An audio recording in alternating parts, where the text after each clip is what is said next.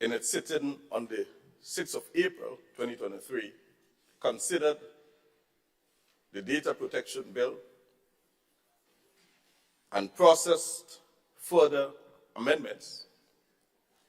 And whereas the Senate, by message to the House of Representatives, has sought consideration for the process amendments, be it resolved that the submitted amendments be accepted by representatives. Thank you, Mr. Speaker. Thank you, Leader of Government Business. Honourable members, the question is that the Data Protection Bill 2023 was passed in the House of Representatives with amendments made on the 14th of March 2023, and whereas the Senate in its sitting on the 6th of April 2023 considered the Data Protection Bill and proposed further amendments, and whereas the Senate, by message to the House of Representatives, has sought consideration for the proposed amendment, be resolved that the submitted amendments be accepted by the House of Representatives. All those of that opinion?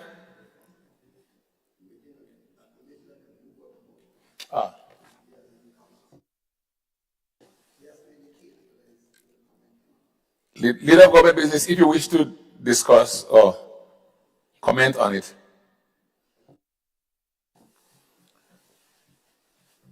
Mr. Speaker, I do not wish to make any further comments on the bill, on amendments. I think it's very, very straightforward. It's just a matter of putting a ceiling on the amount that can be levied on the offenders of the legislation when it's passed. So I think it's a very straightforward piece of amendment. So there is no further question or explanation, Mr. Speaker, at this stage. Honourable Leader of the Opposition. Mr. Speaker, here again I stand for a matter of procedure. When I speak in this House, particularly this period of my service, to the Hansard, the record must show. Mr. Speaker, when a motion is moved, and I'm not assuming anyone in this House is not aware, but I think I need to say it. The move of the motion after the Speaker makes the announcements makes a statement one way or the other. So the honourable member may not necessarily be aware of this. It's okay because he's a new member. Before anyone else, whether opposition or government, can comment on that particular motion. Because it is a motion, no matter how straightforward as my distinguished member indicated, it is still a motion. And it's still before the House. In that context, therefore, it's important that we do have. But I do, therefore, want to make the following comments. Mr. Speaker, I'm not surprised that this bill, this changes are coming here before us. I see my friend on the other side smiling. Because I did advise for who wished to listen that since this bill is of such enormous significance for all sectors of, including all persons in our country, since that is the case, and since the cry was loud and clear that a number of key stakeholders did not have an opportunity, they were calling members of the opposition to get a copy.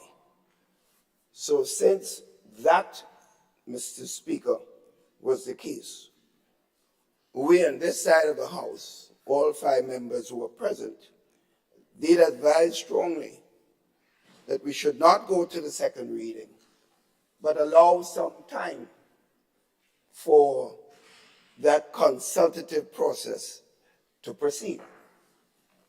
The intention, therefore, and it was explained by some of us here, that we would also be part of the process of the consultation. In other words, we offered, in fact, in some cases, we offered a timeline of 2-3 weeks to help, since there may have been a reason on the government side for the speed of which this bill was being taken. We offered help. So it was not a question of saying that the bill should not come. In fact, in my own statement, Mr. Speaker, I pointed out the necessity for a data protection bill. So no one with the right head or mind would ever imply, Mr. Speaker, that this bill should not have come. The question was the level of consultation, understanding the impact that it can have on all persons in the country, including the major stakeholders.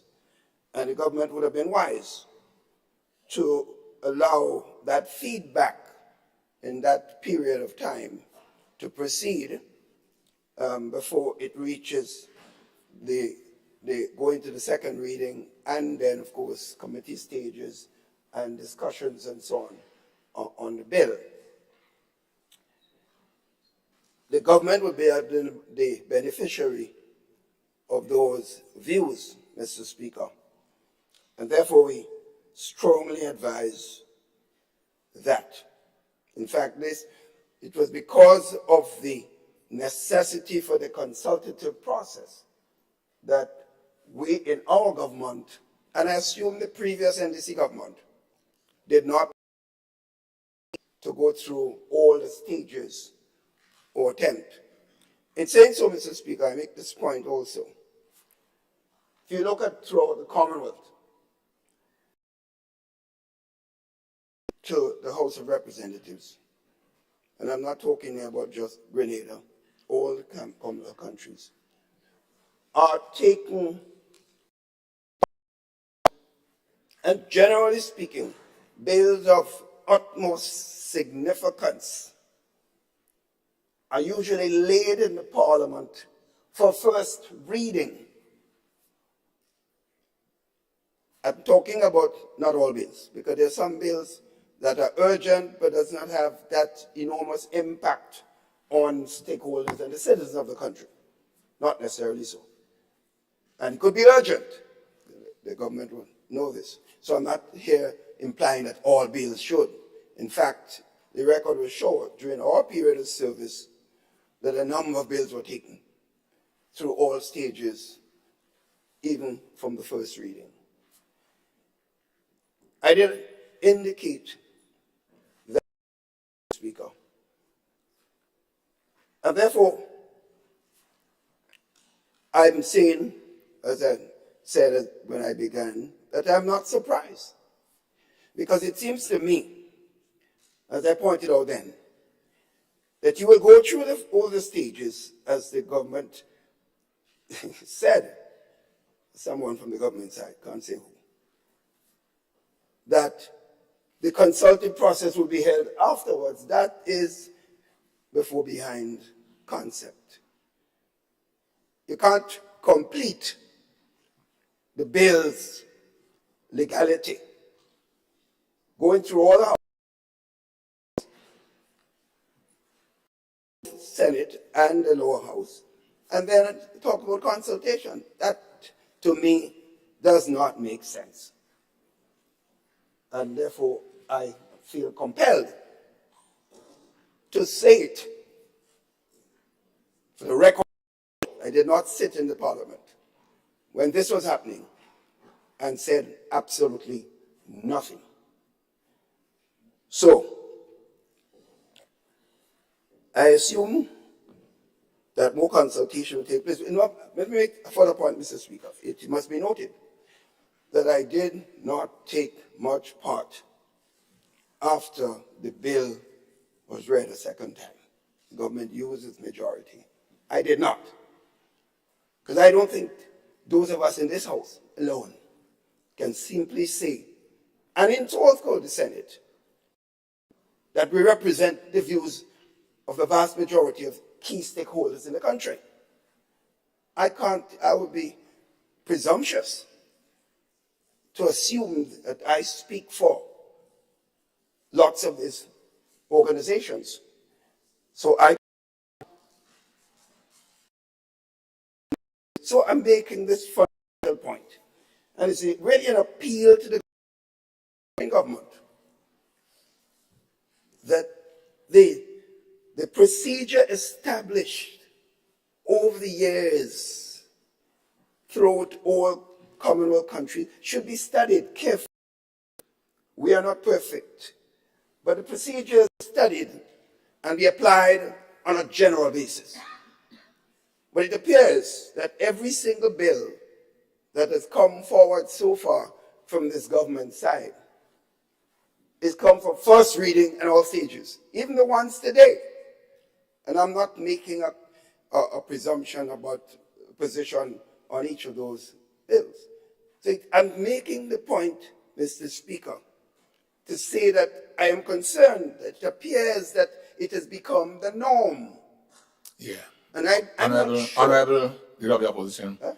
I want you to either wind up or get to the clause that are issues. Mr. Speaker, I have 15 minutes to speak on a motion. Yes. I yes. just want you to, but you need to stay on point. You need to stick to the Mr. context. Speaker, are you saying I'm not speaking on point when I say that the reason that we are here talking today is that we were not listened to? No. Are we not saying, Mr. Speaker? I heard you, Honorable Leader of the Opposition. My point is, yes. If you would comment on the clauses. No, I'm not. With respect to the amendments. No, Mr. Speaker, I'm commenting on the procedures. That's part of the motion. Mr. Speaker, let's get it right. I am commenting on the procedures, Mr. Speaker. Go ahead. So please, Mr. Speaker, let's get it right. Okay? So I'm making the point, Mr. Speaker, that I'm just offering advice. If members on your side do not want to hear it, that's their prerogative. But my prerogative is to make the point for the record to show. And Mr. Speaker, you or no one else can tell me that I do not have that right, because it's historic. So on that note, I cannot participate in the specifics of this, because the backward approach before behind approach is, to me, unacceptable. And as an individual person, that's not necessarily the position of members of the opposition, because it's not a policy position. I'm just talking as an individual member of the House of Representatives. So thank you, Mr. Speaker, for your time. Thank you, Honorable Leader of the Opposition.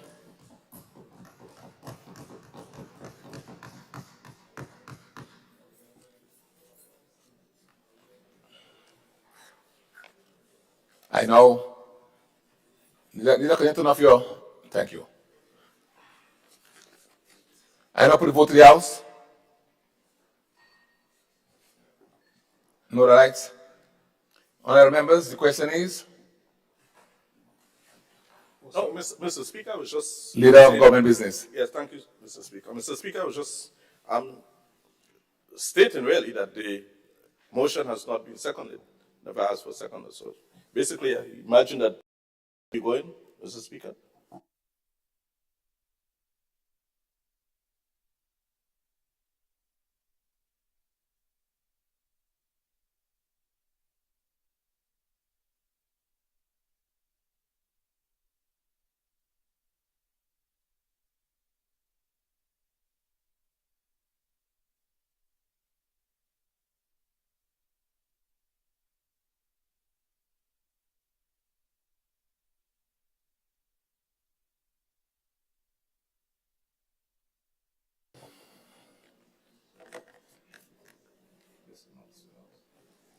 All right, the clerk will now read the individual clauses.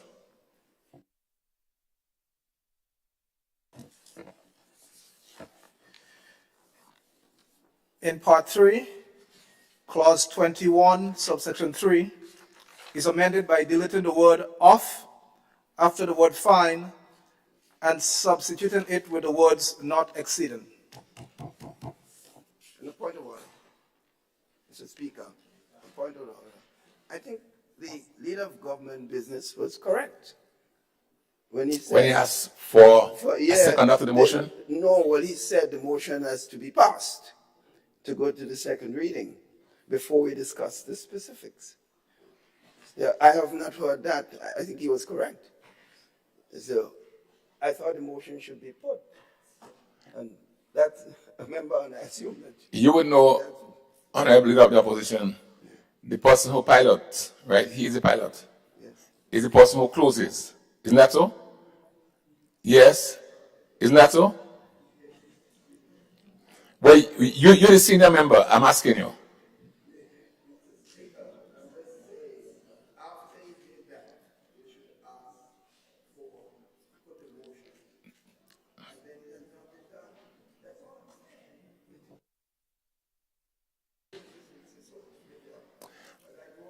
I heard you, Honorable Leader of the Opposition, so let me just take the vote.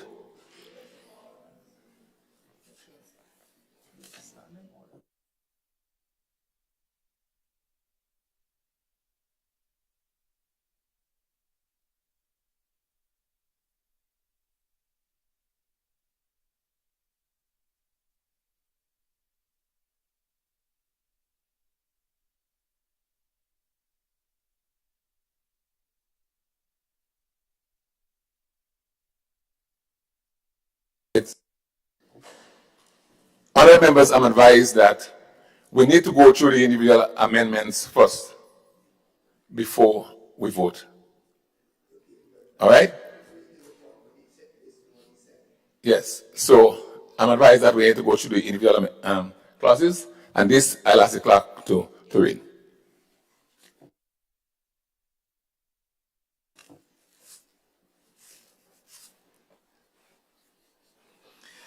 In Part 3, Clause 21, subsection 3 is amended by deleting the word "of" after the word "fine" and substituting it with the words "not exceeding."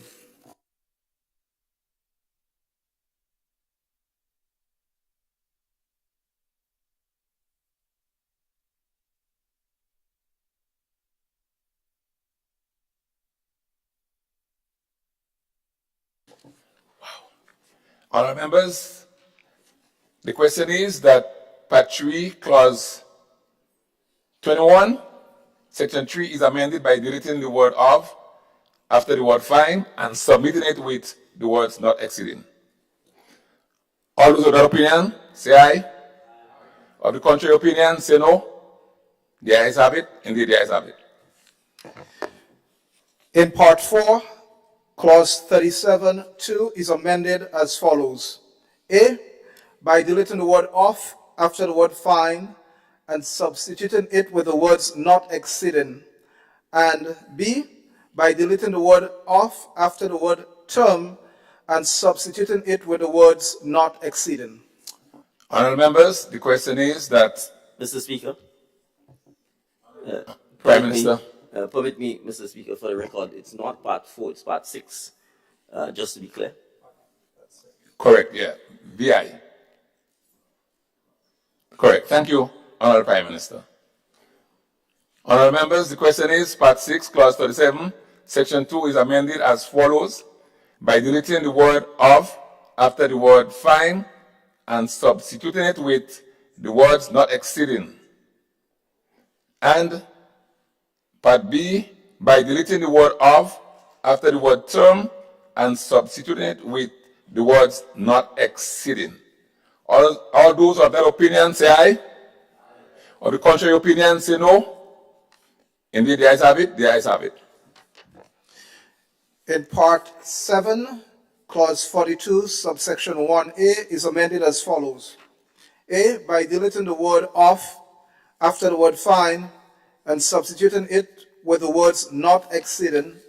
And B, by deleting the words "of" after the word "term" and substituting it with the words "not exceeding."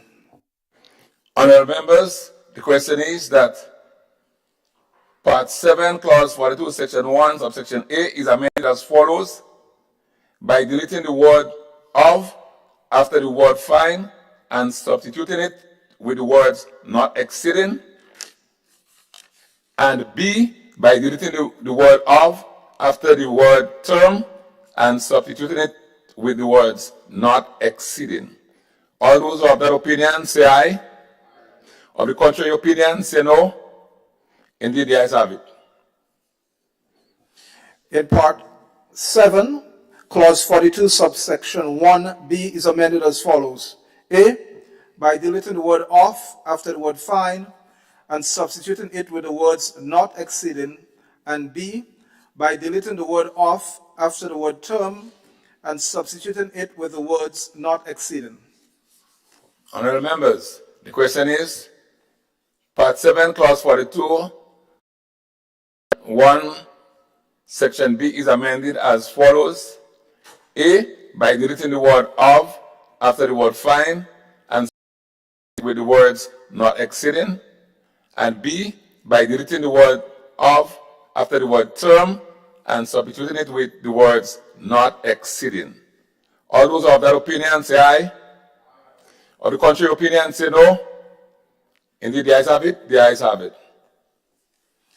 In Part 7, Clause 42, subsection 2A is amended by deleting the words of after the word fine and substituting it with the words not exceeding. Honorable members, the question is that Part 7, Clause 42, subsection 2, Section A is amended by deleting the word of after the word fine and substituting it with the words not exceeding. All those of that opinion say aye. Of the contrary opinion say no. Indeed, the ayes have it. The ayes have it. Schedule 1 is amended in paragraph 1 as follows. A, in subparagraph D, by deleting the word or after the word, deleting the word or after the semicolon. B, in subparagraph E, is amended by inserting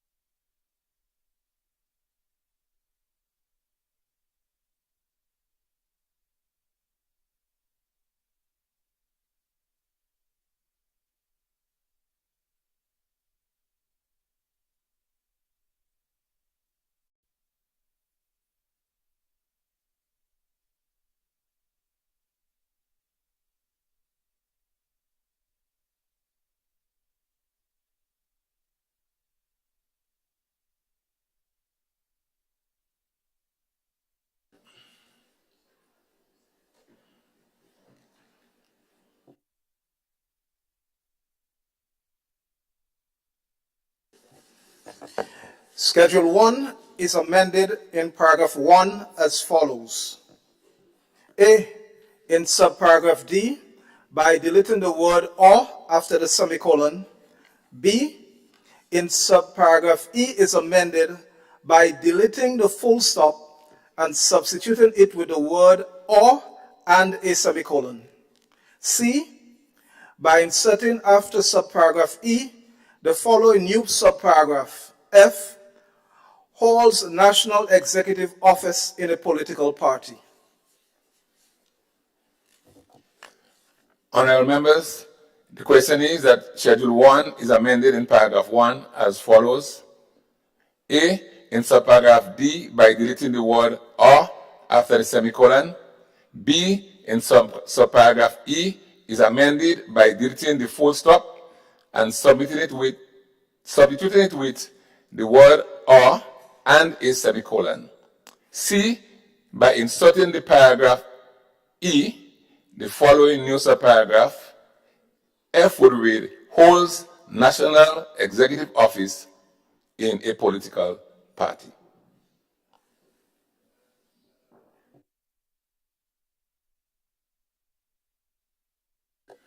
All those who have that opinion, say aye.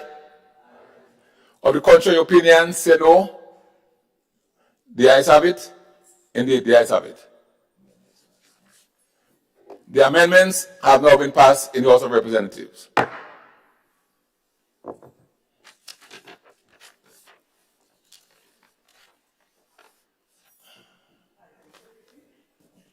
Item 15, bills.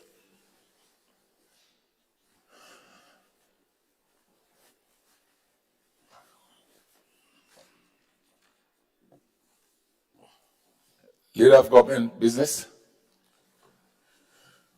Thank you, Mr. Speaker. Mr. Speaker, I beg to introduce for the first reading a bill for an act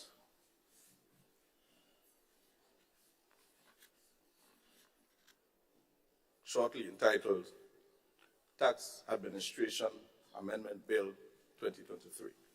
Thank you. A bill to amend the Public Finance Management Act, number 17 of 2015, shortly entitled Public Finance Management Amendment Bill 2023. Leader of Government Business. Mr. Speaker, I am actually following the order paper as laid out here before us this morning. And so the first item, the first bill that I'm proposing, Mr. Speaker, is the Tax Administration Amendment Bill 2023. That's for the records. So we wish to proceed in accordance with the order paper, Mr. Speaker. The Tax Amendment Bill. All right. No, Mr. Speaker, the clerk read it. Honorable Prime Minister. Mr. Speaker, what the clerk read was the Public Finance Amendment Bill, not the Tax Administration Amendment Bill. So I just want to make sure that he's hearing. So. Right, and I'm saying I'm not so sure that the clerk is following that. Thank you. Mr. Clerk. The Tax Amendment.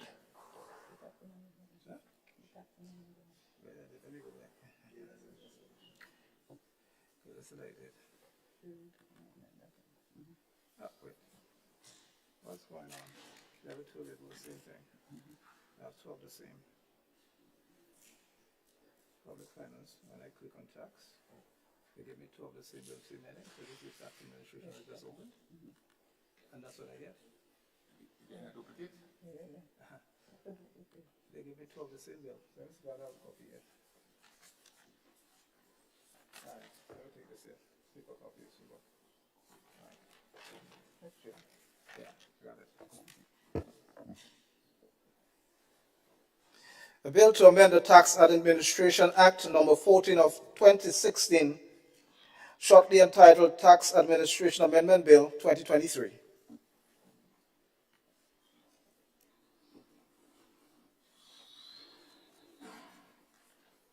Your mic.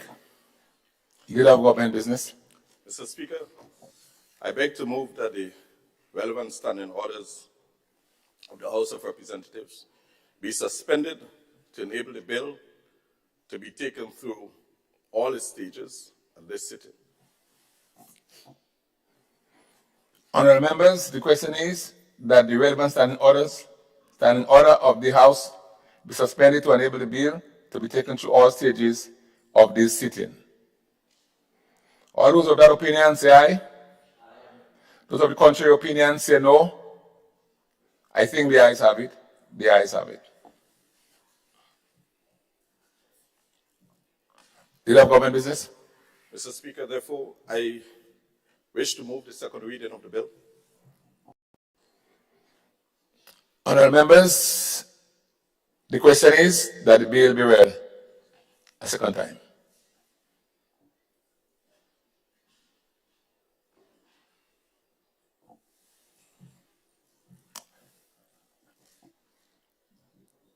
Yeah.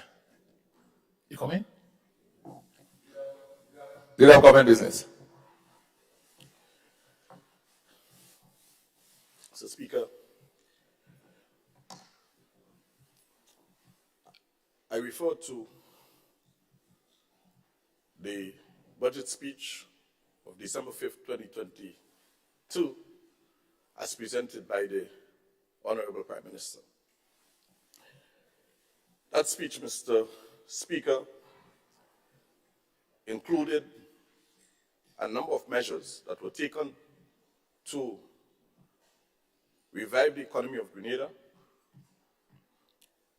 And one of such measures, Mr. Speaker, is that of the collection of outstanding arrears on taxes. This particular bill, Mr. Speaker, seeks to address the recoverability of the outstanding taxes, the arrears on these taxes. This seeks to improve on compliance. And therefore, Mr. Speaker, the strategy of the government is to provide a waiver, provide an opportunity, Mr. Speaker, where businesses and individuals who are owing the government tax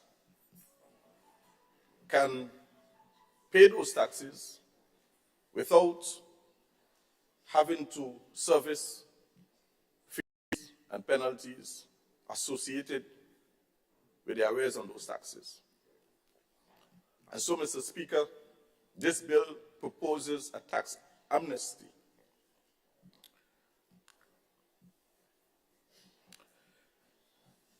The idea, Mr. Speaker, is to halt the further accumulation of arrears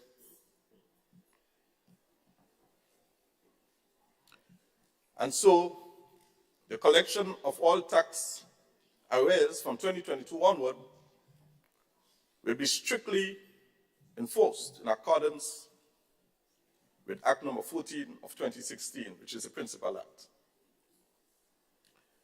including, among other measures, the requirement of tax certificates, tax clearance certificates to travel and to access loans from financial institutions. These measures, Mr. Speaker, are being put in place to ensure that going forward, after this amnesty is allowed for the period January 1st, 2023 to December 31st, 2023, that going forward, we are going to ensure, the government is going to ensure, on the strict collection of taxes. So that's the purpose of these measures, Mr. Speaker. So, Mr. Speaker, an amendment to the Principal Act is required to give effect to this tax amnesty, as presently, Mr. Speaker, the Minister for Finance has no expressed authority under the Principal Act to waive interest and penalties on the outstanding tax arrears. The Act, or this amendment, Mr. Speaker, therefore seeks to amend the Principal Act in Clause 2 to empower the Minister to be able to do just that, to give the amnesty. So this bill, Mr. Speaker, has two clauses. Clause 1 speaks to the title of the bill, seeks to provide for short title of the act, which is the Tax Administration Amendment Act 2023, to which this is a bill. And clause 2, Mr. Speaker, contains a commencement clause designating 31st December 2022 as the commencement date of the bill. The introduction of the minister's power would therefore be effected retroactively to facilitate the tax amnesty implementation as of the 1st of January 2023. Therefore, Mr. Speaker, clause 2 of the bill is seeking to insert a new section, section 58A, to the Principal Act, which gives the minister the power of waiver of interest and principal.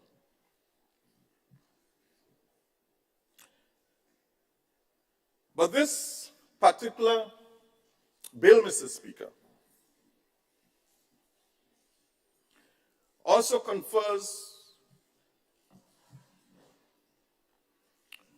has with it certain parliamentary control mechanism of a negative resolution. Mr. Speaker, while the order can be made published and have legal effect as of January 1st, Parliament still retains the power to annul such order. But in annulling the order, it would not affect any decision that would have been taken from January 1st to the date on which the bill or the annulment takes effect. This procedure is set out in section 26(1), subsection 1 of the Interpretation and General Provisions Act, chapter 153, which mandate that all rules and regulations made under the Act must be laid before the House of Representatives without unreasonable delay. However, the power to annul is limited to a resolution being passed by the House of Representatives at the meeting immediately following the meeting at which the order is laid. If the order is annulled, notwithstanding the annulment, as stated previously,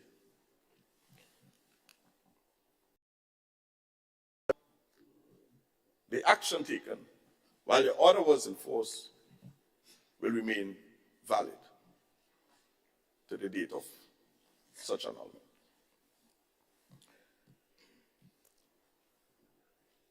Mr. Speaker, section 58A, subsection 1 states, notwithstanding any other enactment to the contrary, the minister may, by order published in the Gazette, waive wholly or in part any interest, late fees, or other penalties payable on any outstanding tax that is due and payable by any person or class of persons under this part for the period prescribed in the order in respect of any year of assessment where the minister is satisfied there is good cause to so do. Under 58, Mr. Speaker, subsection 2, it states, whereas a tax remains outstanding after the end of the prescribed period in an order under subsection 1, as per the order under subsection 1 above, the interest, late fees, penalties, as the case may be, that would have been payable standing tax shall become due and payable as if the waiver under subsection 1 above had not been granted. And 3, an order under subsection 1 shall be subject to negative resolution.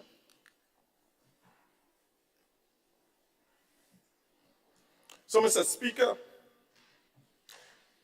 once this particular amendment is enacted, the Minister of Finance will then make an order pursuant to 58A of the Act retroactively, now declaring a tax amnesty for the period commencing 1st January to 31st December.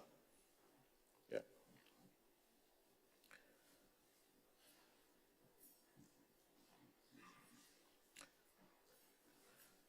So, in respect of the order itself, Mr. Speaker, Section 3, subsection 1, which is subject to subsection 2, because there are 3 sections in that order. Every taxpayer liable for the payment of interest, late fees, and other penalties under Part Roman numeral 7 of the Act, or any outstanding tax that is due and payable in respect of the following: A, the year of assessment ending 31st December 2021, or B, any other year of assessment prior to 2021, is hereby granted a waiver of 100% of all interest, late fees, and penalties that were owing at that date. And Section 2 of the order, the waiver granted under subsection 1 shall expire at the 31st of December 2023. So this, Mr. Speaker, encapsulates the change. And as a government, Mr. Speaker, we anticipate that the banks will also work with their clients to enable them to take advantage of this amnesty.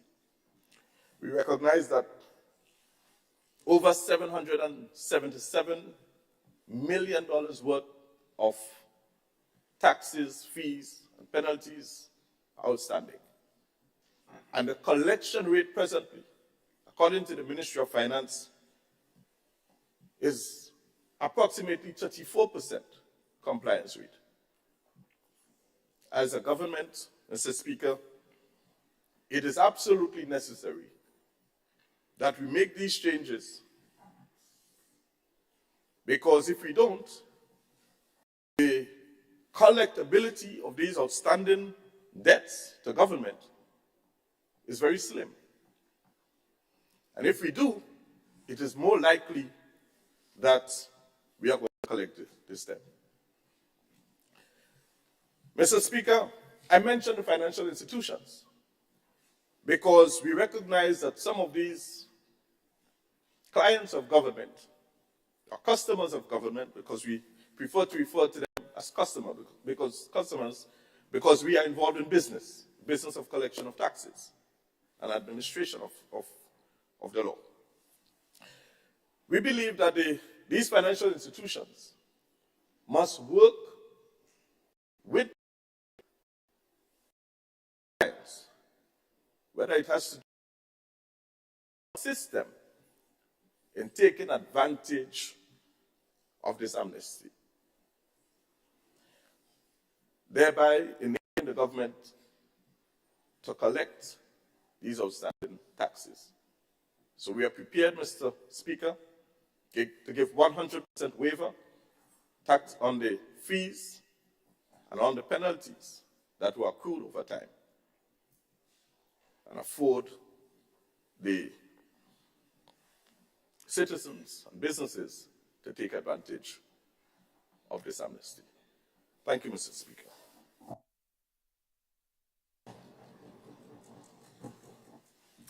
Thank you, Honorable Leader of Government Business.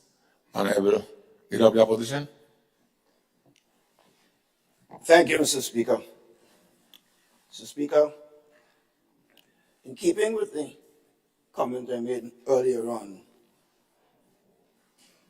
as I said, this bill is coming here today, and we're going through all stages. Mr. Speaker, I did point out that's not the norm. But you notice, unlike what happened last time, when they did a collection bill, I did not oppose the reading going to the second reading.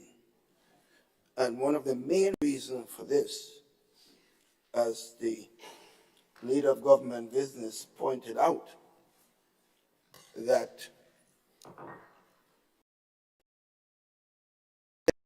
bill, an act, an action should come into effect from December 31st, 2022, which means that any action taken prior to that basically does not have legal standing. And having been in government for years and a Minister of Finance, I know how complex and difficult and problematic this can be for the government and revenue, because lawyers can in fact take objections and could know what happened. So I am suggesting the point I made is relevant about the general principle of going through all stages, no matter what bill. So far, everyone that has come here before us during this period of government, which is relatively short, has been seeking to go through all the stages. But this one I have not made major objections to. On the specific comments on this, Mr. Speaker, I stand to offer brief comments as it relates to the Tax Administration Act number 14 of 2016. Mr. Speaker, this proposed amendment seeks to allow the minister beyond 31st December 2022 by the order to waive the taxes of anyone, fully or in part, for any prescribed period. Mr. Speaker, this suggests that it's not limited only to the period of amnesty as announced by the Minister of Finance. In other words, the Minister of Finance can waive interest and penalties for a given period passed prior to December 31st, 2022. Mr. Speaker, that's the government's policy. But I need to offer some caution. For one, amnesty is what it is, amnesty. It means anyone. And the member moving the motion quite appropriately pointed out, and he has to be correct because this goes into law. He has to say what is the fact. Mr. Speaker, that's why, as a general principle, and I understand the initiative, but as a general principle, not supportive of total amnesty. As a general principle, I'm very cautious in my comments. Because an amnesty gives, as he says, broad coverage to anyone. But having been Minister of Finance for several years, and I've been in this parliament and government life for nearly 40 years, Speaker, I know for a fact there are people in our society who believe they have a right to flaunt the laws of the land. And then sometimes later, because influence or otherwise, or sympathy or otherwise, they will get those persons who have been responsible meeting the responsibility to the country, because work has to be done, people have to be paid. Those persons are not encouraged by our action because we have done this. And that's why I could give the benefit of experience. They would feel that time will pass.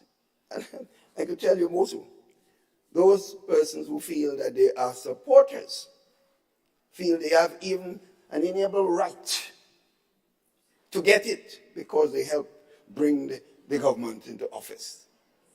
And sometimes that becomes more a problem for the government. More a problem, not the opposition, for the government. Because we may be seen as giving support to what is not necessarily right. So one has to be careful. And I could give you an example of an individual, who of course would remain very much nameless, who has several business activities around the country and who would not pay tax. And no matter how much urging, I must add that this person is not known to be a supporter of the New National Party, but the person is a friend, and there's a distinction.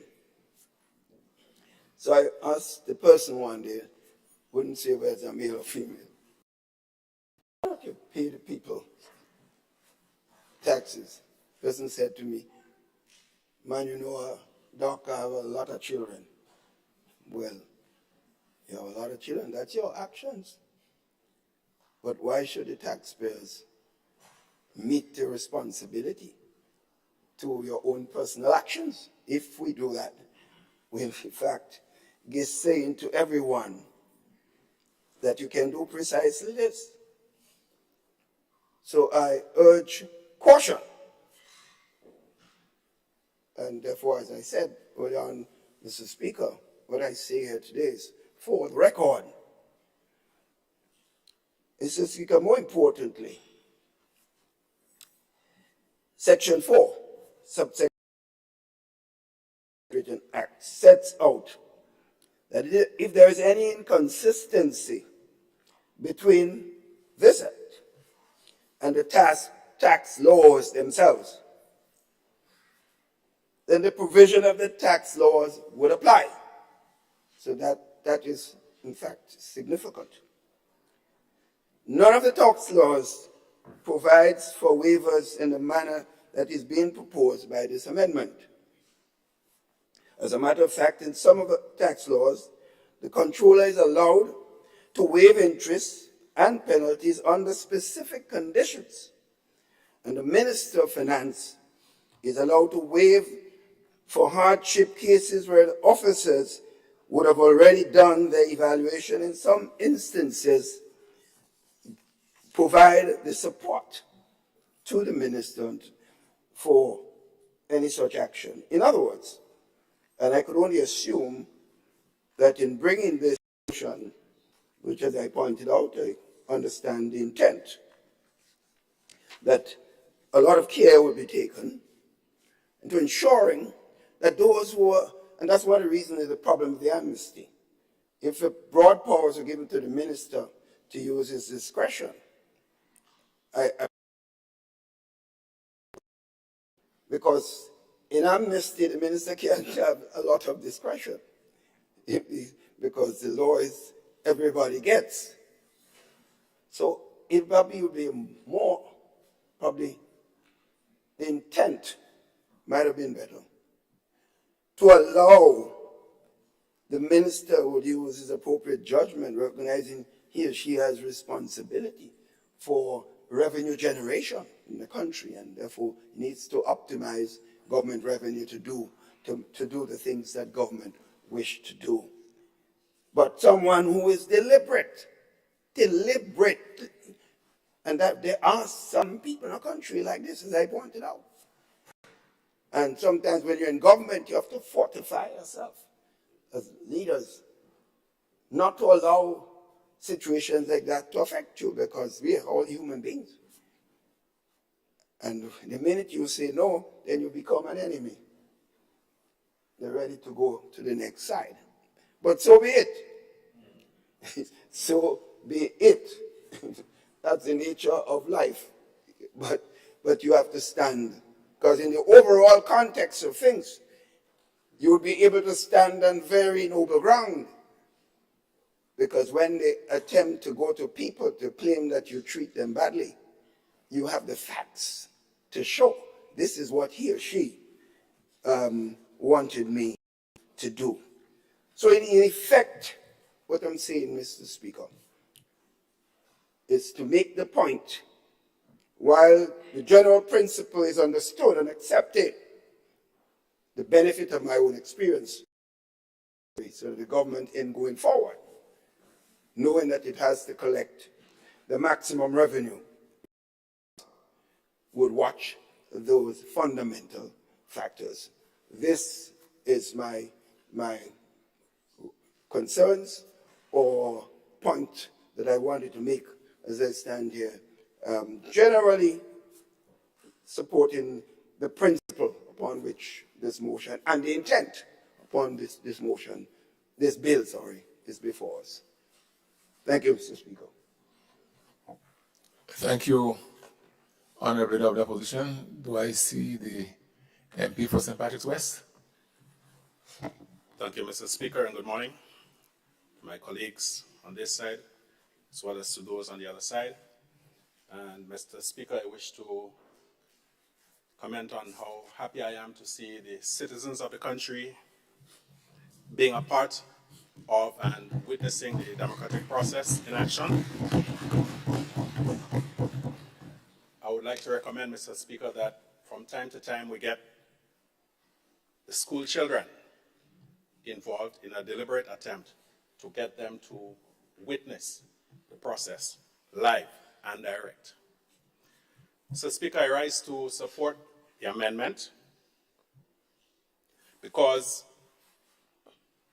I think it is something that is of benefit to the entire nation.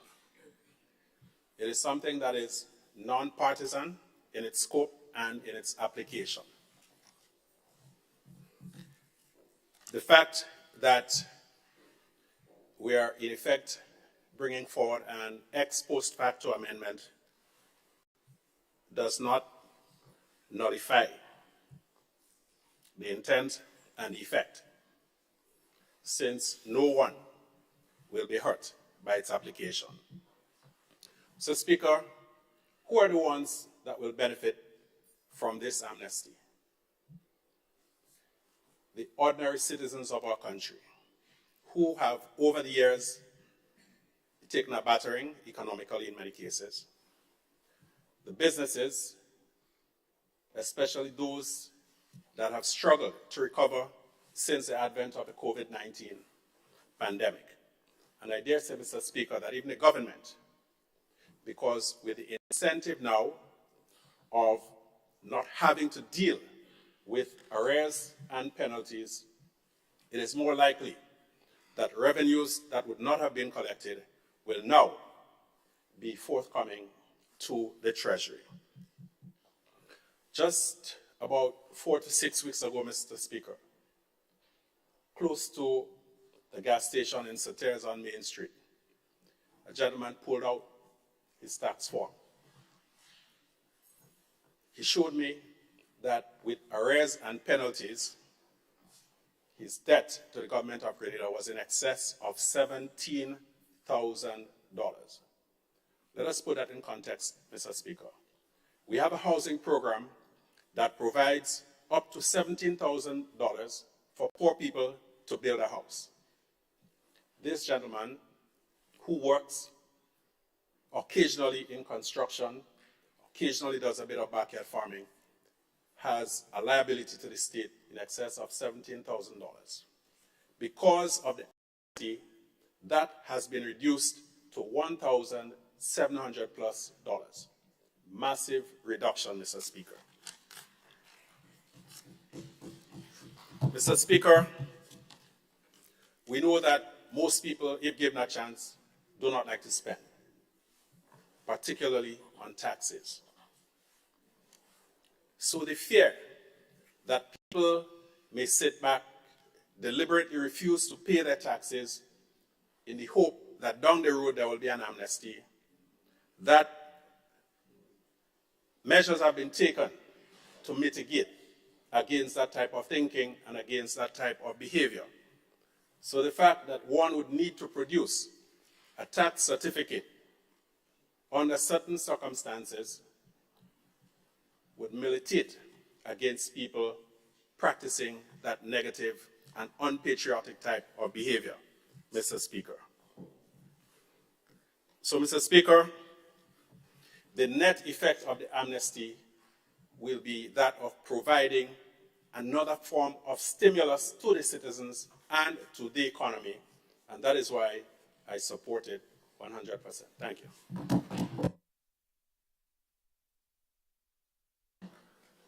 Thank you, Honorable MP for St. Patrick West.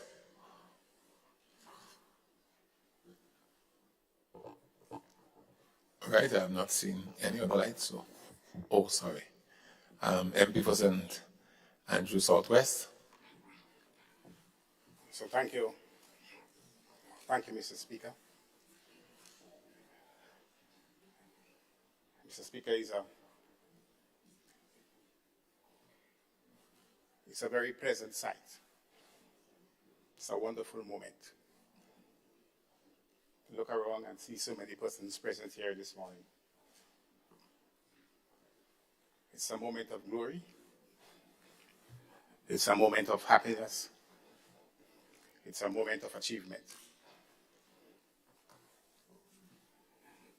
And so, Mr. Speaker, I stand in support of this bill, of this amendment to the bill. And I'll tell you why I do so.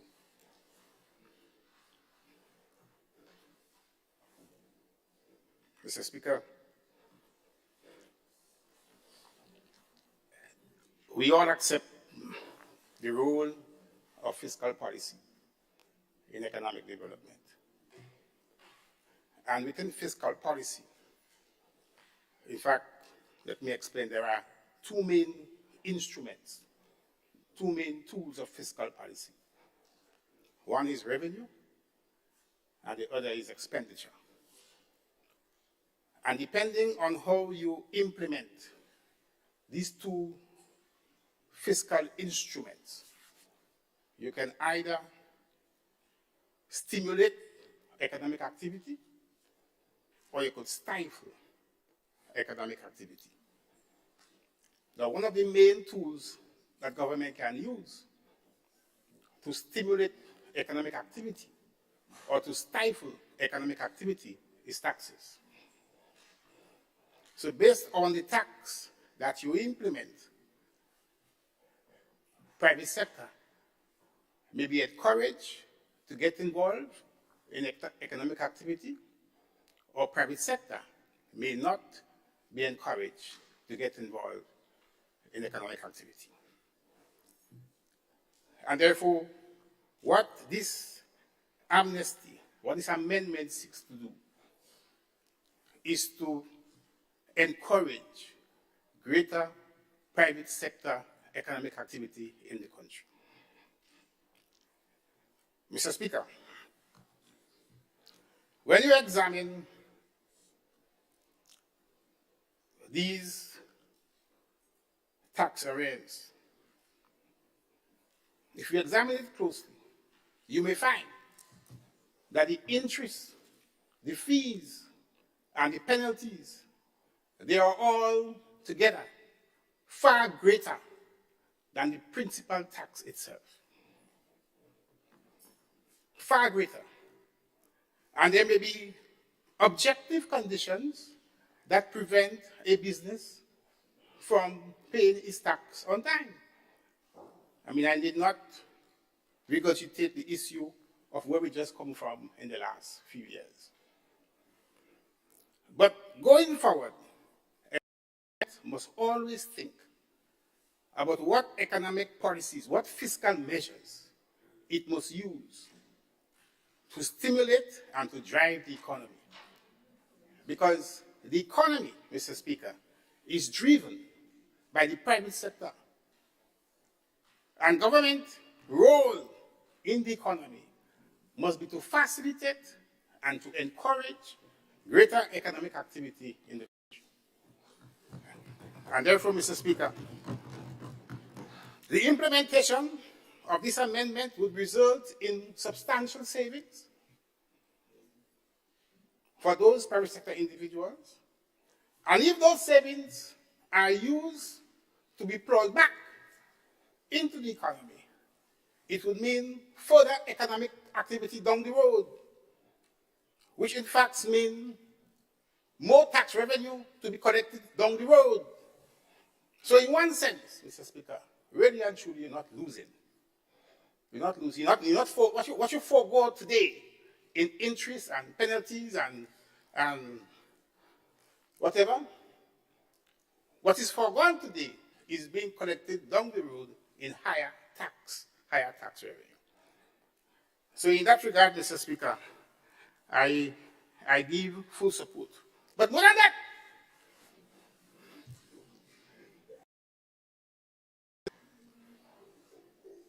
a tax policy, a certain amount of confidence of the private sector. The private sector must have confidence in the government and in what the government is doing. So if the government enunciates upfront what its plans are, what its fiscal policies are, what its tools are, and the private sector knows that, it acts because it knows, or it knows now, that the government is saying to us, do this, and I will not interfere with you down the road, right? So the private sector therefore has confidence in the economic and the fiscal policy of the government. It can get things done. So, Mr. Speaker, in that regard, from the point of view of confidence, and mind you, we are already seeing a demonstration of confidence in the economic and fiscal policies of this government, you know. You've seen it with a number of economic activities that are presently taking place in the country. You look around and you see so much construction taking place. Why do you think you have so much construction taking place? It's because they believe in the fiscal and economic policy, the tax measures, the very same tax measures. They believe in those tax measures. And those tax measures are geared towards getting the private sector more involved in the economy. And that's what we need. We need to grow our GDP. Not GDP, Democratic Party, no. GDP means gross domestic product. Is the value of the output that people living in Grenada work and produce. Yeah? Our GDP, understand? Our GDP is a reflection of our productivity. Our productivity, that's what's reflected. So the more we produce, the more we work and produce, Mr. Speaker, the greater will be our GDP. Yeah? The more productive we are, and the more goods and services we have available for our consumption, which in fact means an improvement in our living standards. And that's what we are all about, improving the living standards of our people.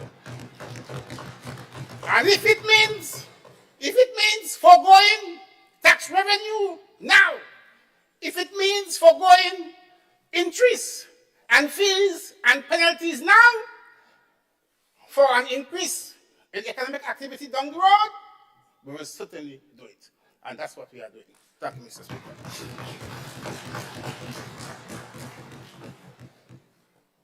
Thank you, Honorable MP for St. Andrews Southwest. Honorable MP for St. Mark. Thank you, Mr. Speaker. Mr. Speaker, I rise to make my contribution to the bill. I just wanted to point out, Mr. Speaker, well, to say first of all that I have no problem with the bill as proposed, but this is not new. Under our administration, it has been done. I was trying to find out how many times this amnesty has been done. It has been done before. And so I don't know if the new government has invented something new or if they would have been following on what we did. But just in case, you know, when we bring the people, and there are some beautiful people all over, we must ensure that we impart the right information so they go away with objective knowledge. And therefore, we have done that before, and it has been successful to some extent. Our fiscal prudence has been well demonstrated. It's unquestionable. And the state of the Treasury, when this new government came in, attests to that. So I will not go into that again. Mr. Speaker, in terms of construction, has always been has been a leading contributor to our economy. And our government has led the way in construction. And I want to applaud this new government on the opening of this new road. I haven't seen it yet, but this fantastic road that had been built and started by our government, I'm told that we were given a little bit of credit. We on this side like credit for what we do. And so that construction would have contributed to the economy as well. And also the airport bypass road, which is so significant for airport. You go in, and you guys have been traveling, we know that. You cannot have an airport road being used for all kinds of other things. And the new bypass, I'm sure that would have contributed to the economy as well. But getting back to the issue at hand, I want to commend the government for taking this step again. And I want to, through you, Mr. Speaker, to appeal to our people to make the best of it and to also be resolved not to let it just keep recurring. Because while some may have had extenuating circumstances, some just, once it's government, and government won't pick you up and put you in jail, or government wouldn't do this or do that, we ignore it and use our monies for other things. But we must remember that we all have a responsibility to our country, and that we must pay taxes, because as the learned member said, government's work is done through the revenues that it generates. And if we do not do that, then we fall short. And not so long ago, well, it's almost a year now, we had the budget presentation. And the budget presentation is dependent on the taxes that people pay. So in paying taxes, you are really paying service to your own selves, to us as individuals, to our families and our countries. And sometimes we are negligent in doing that. So through you, Mr. Speaker, I want to appeal that we all pay our taxes, pay our dues on time. So maybe the amnesty won't be necessary, but as it presents itself now, that we as citizens take advantage of that amnesty, because I do know that some persons would not have been able to go forward without having those taxes and penalties and whatever removed. So let us use it for Grenada, Carriacou, and Petite Martinique. I thank you, Mr. Speaker. Thank you, Honorable MP for St. Mark. Honorable MP for St. Andrew Northeast. Thank you, Mr. Speaker. And Mr. Speaker, I must say that my colleague basically summarized my thoughts. But I believe it is important to make this point. Tax amnesty is nothing new. And ever so often, we have to go back to tax amnesty. It means that the culture, the mindset of the same private sector, same citizens must change so that this can be effective once and for all. I was also hoping to hear something more transformational coming from the transformational team, something different. I was hoping to hear that so that we do not have to go back. We are basically doing or putting forward a policy that has been implemented on several occasions. And we are hoping that we see later, we forego now so we can receive the gains later on. This has been tried before, and we are back again. So have we really researched the issues? Have we really looked at the tax compliance policies to see what can be changed there so that we can have better tax compliance? These are my concerns, Mr. Speaker. And the member indicated, of course, we need to improve the GDP. We need to stir economic growth within the country. And he's happy to see the level of construction taking place. Again, nothing new. It's a continuation of what has been there. But coming from St. Andrew Northeast, a rural constituency, they have closed down the economic activity with the Sigmund Cultural Center. I would like to see the economic activity restored back in that area as well. Thank you, Mr. Speaker. Thank you, Honorable MP for St. Andrew Northeast. And is it the St. Patrick East? Thank you, Mr. Speaker. And I'll be very brief this morning. But I stand in full support of the amendments that is suggested for this bill. And I think amnesty sometimes is good, but it's not the ultimate solution to the problems that we face in taxation. Okay, there are those of us who believe that we can always, fox the bill, put it that way, and not pay the tax. And then governments after governments have not moved ahead to basically enforce the law. For some of us who don't understand that, government can sell your property. Those properties that you probably say that you're going to hold it for your kids down the road because you're trying to avoid paying kids, how many kids. Now, everybody who has kids has a responsibility to take care of his or her children. I have no problem with that. I also want to warn that those out there who are touting the idea that let us promote the Robin Hood policy or philosophy by saying that you're taking from the rich, or the poor, to give to the rich, that you have to be very careful with that statement because that adds to the fact that people are becoming more and more non-compliant. And I want to sound this warning. As Minister of Finance, if I ever had the opportunity after this amnesty is over, and there are people out there who has not taken advantage of this thing, I'd have no mercy into enforcing the law as it is and so on. I thank you.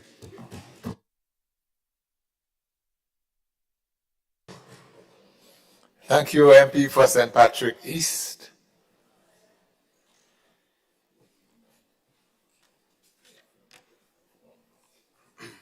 Honorable MP for South St. George.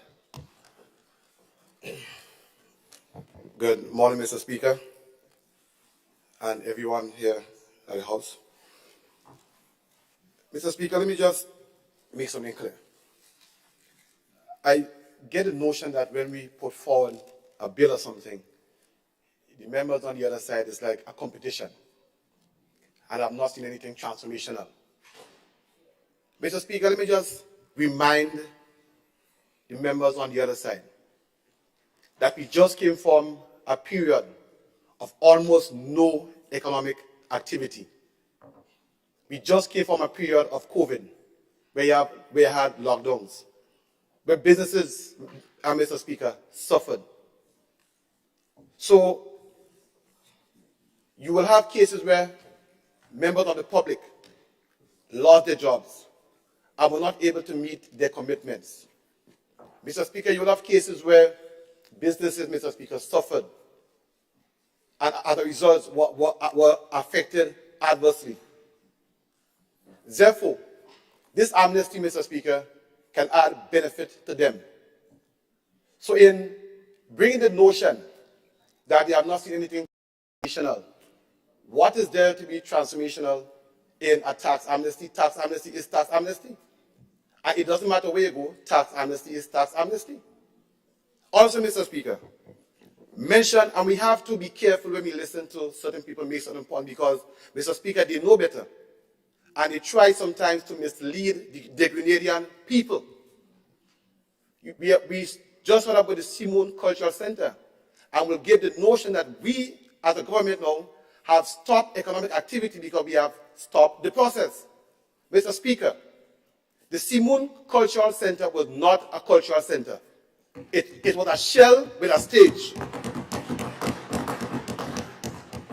And we are saying, if you have to be true to the people of Carriacou, Petite Martinique, and Grenada, you have to give them a cultural center, and that is why we stopped it. So we have to debunk all those nonsense, Mr. Speaker. And we have to be clear with the Grenadian people and be truthful. Because when you know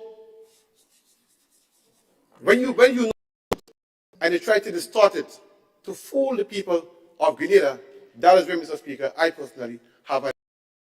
So I'm saying tax amnesty is tax amnesty. And we as a government, we are pro-business. And we are doing everything we can to ensure that we restore economic activity in this country. Mr. Speaker, we came from a period where the other side did not do a good job. I will not mix bones about it. So we don't have to come in and stop the truck from moving backward, put it to a halt, and let it go forward. So it may take a little time. But Grenada, be assured that we are doing our best to move this country forward. Thank you, Mr. Speaker. Thank you, Honorable MP for South St. George. Honorable MP for St. George Northeast.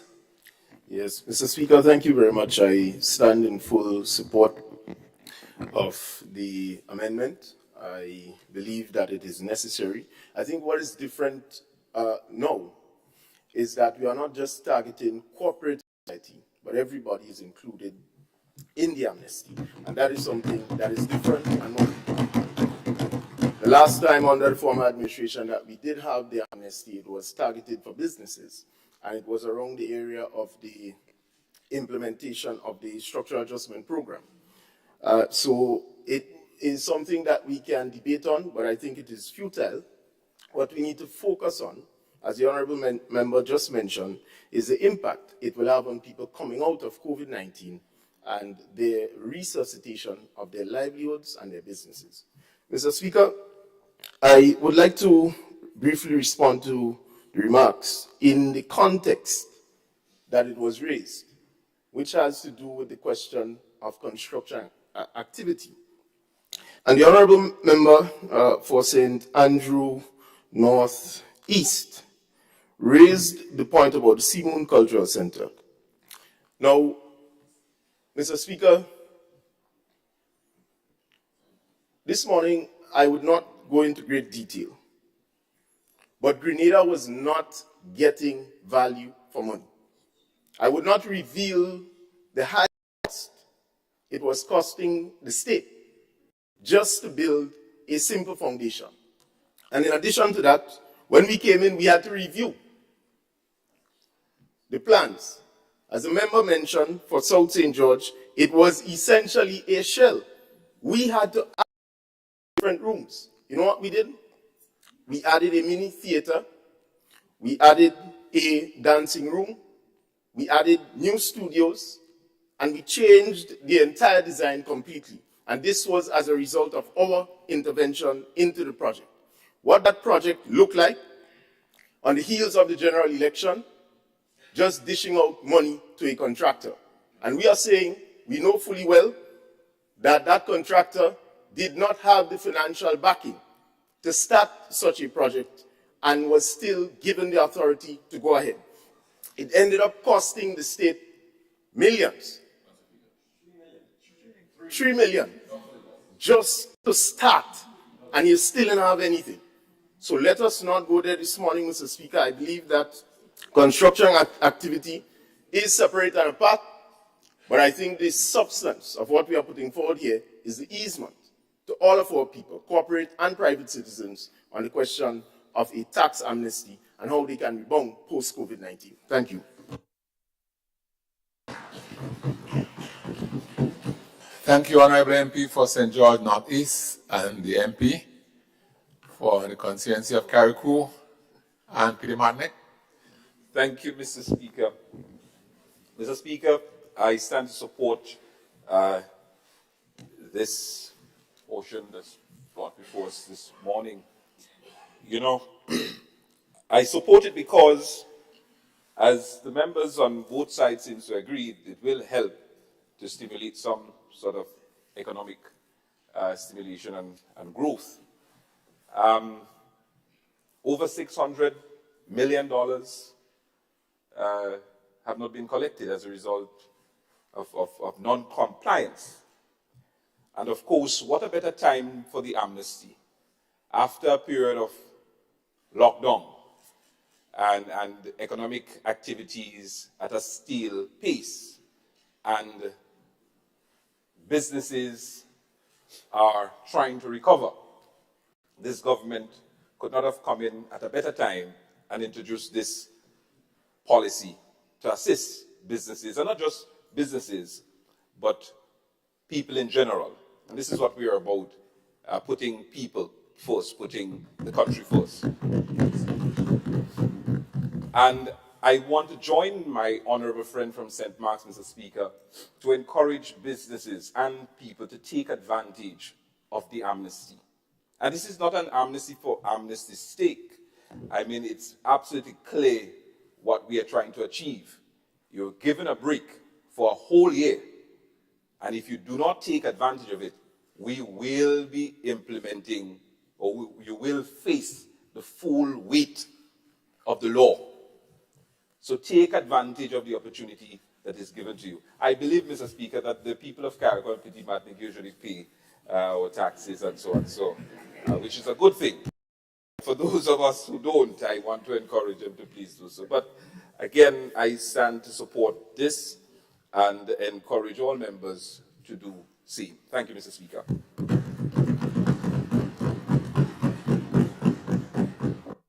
Thank you, Honorable MP, for the constituency of Carriacou and Petit Martinique. I think. Honorable Prime Minister. Thank you, Mr. Speaker. Good morning again. Good morning to members of the House, to those who may be following online.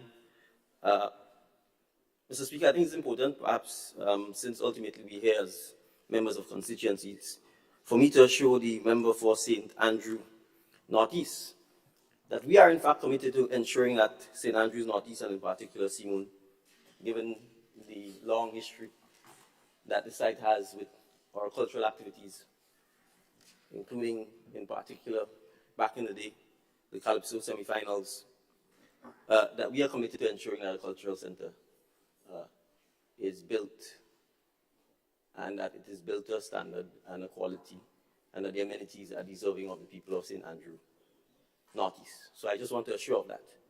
But equally, Mr. Speaker, I want to assure the member for St. Andrew Northeast that as a government, we will not stand by and allow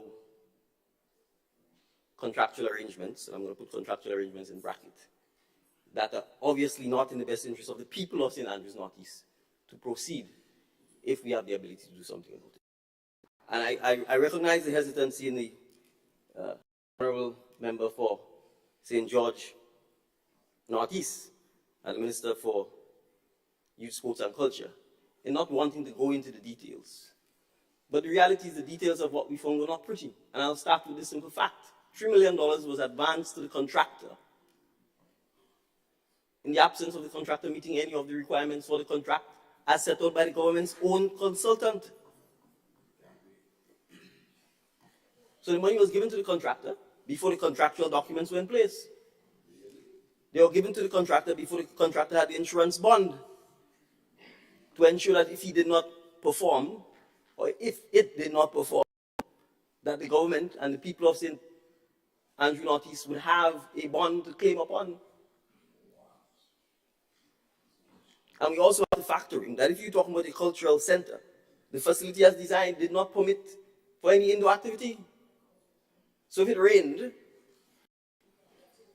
you couldn't. If it rained, you will get wet on the stage. Right? And those are things that, Mr. Speaker, we need to be able to take to the public, not just in here. Because to me, if you want to build a cultural center in Simoon, consultation. Where was the consultation with the people of Simon?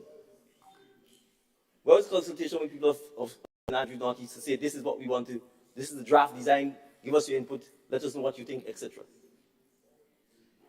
So I'm saying this, Mr. Speaker, to say, we want the cultural center, we want a cultural center. We don't want just another bleachers and stage. Because in essence, that is what we are going to end up with at a cost of almost $30 million. So I want to say, Mr. Speaker, that sorry, I didn't see your mic, Honorable MP for St. Andrew Northeast. Thank you, Mr. Speaker. Mr. Speaker, I stand here on a point of order. Okay. It seems that the members have moved the argument from tax amnesty to the Simon Cultural Center. I made a statement in reference to what the Honorable Member for St. Andrew Southeast mentioned in terms of economic activities, and me wanting to see economic activities being restored back to St. Andrew Northeast. Hence, the Simon Cultural Center that was stopped, and people are wondering why. It also clearly indicates that I'm not sure if it's an orchestrated attempt to mislead the people, but what I do know, Mr. Speaker, is that the people of St. Andrew Northeast, together with the parish of St. Andrew, was invited by Barry's Engineering, who did the complete design for the cultural center, and they were able to give their input. So while these members are making accusations of what is not there, the people already know what has been there together with their input.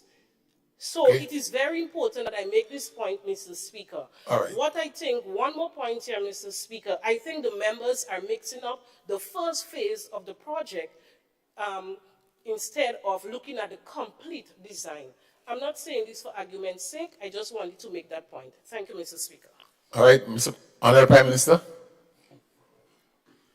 Thank you, Mr. Speaker. As I said, Mr. Speaker, we don't need to belabor the point. I think the fundamental point is to assure the member and the people of St. Andrew Northeast that we in fact do want to have a cultural center, not a stage and bleachers, at an exorbitant cost. So, Mr. Speaker, I rise to support the bill, and Mr. Speaker, I'm happy that we have a significant audience here, because I think it's important for the public to appreciate the role of Parliament in the implementation of policy. When the budget speech was read, Mr. Speaker, we indicated that for a number of reasons, we would wish to implement a tax amnesty in 2023 for persons who owe taxes and who had significant interest penalties, etc., up to 2021, to ensure that we could deal with the significant arrears that is owed to the government. And in the budget speech, we quoted a figure of in excess of $600 million. The Honorable Leader of Government Business has indicated that the actual figure from the Inland Revenue Department is closer to $777 million based on the SIGTAS reports. So the first question ourselves as a nation is, how have we come to a position where almost $750 million is owed in outstanding taxes? And what did we do or not to permit the situation?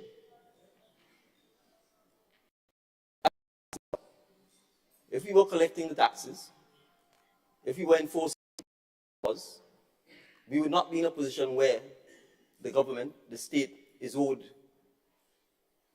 close to $750 million. That's the first point.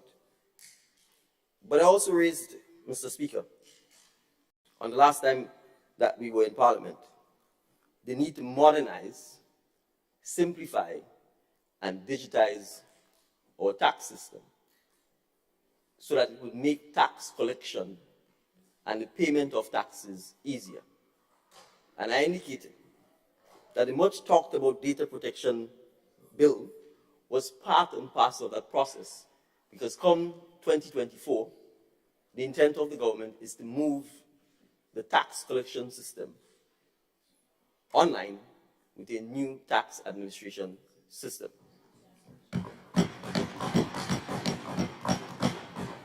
And so we need to ensure, Mr. Speaker, that when we migrate the data into that new tax system, that the data is credible, that the integrity of the data is important. And what I mean by the data being credible or that the integrity being intact, it's simple, Mr. Speaker.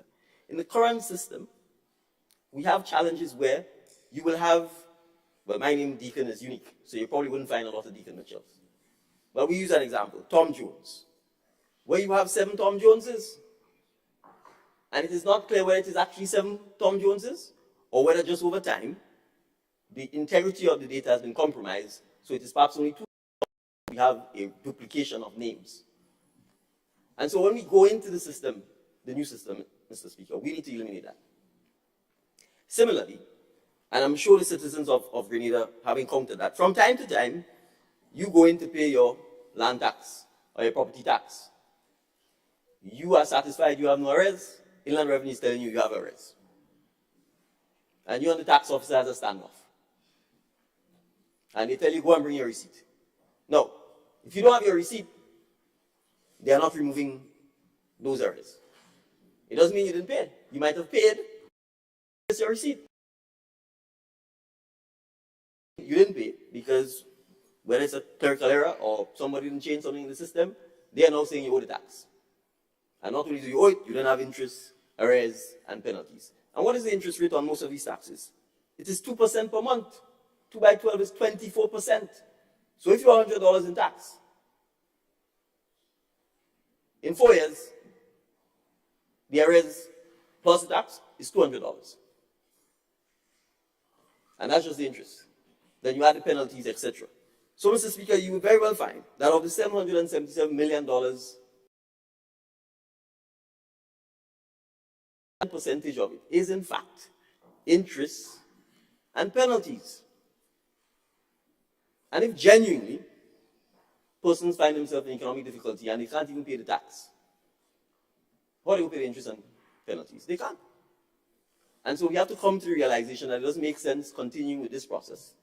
We need to bring it to some sort of manageable size so that when we go forward, we can eliminate as much as possible this massive backlog of arrears, mostly of interest and penalties, and we don't migrate that into the new taxation system. And so the purpose of the amnesty is twofold. One, to actually legitimately give the citizens who've had a hard time the opportunity to pay the tax only, with the interest and the penalties being waived. And you have an entire 12 months to do so. You can go into the revenue, you can make a payment plan, you can go to a financial institution, get a loan, and pay the tax, because the financial institutions are not charging you 24% interest. They may charge you 6 or 8, so it is still cheaper. And pay off the tax at 6 or 8% than it is to not pay it and accumulate interest charges of 24% or more. So that's the first thing. The second issue I wish to raise, Mr. Speaker, is this. And the other members on the other side were right. Tax amnesties are not new.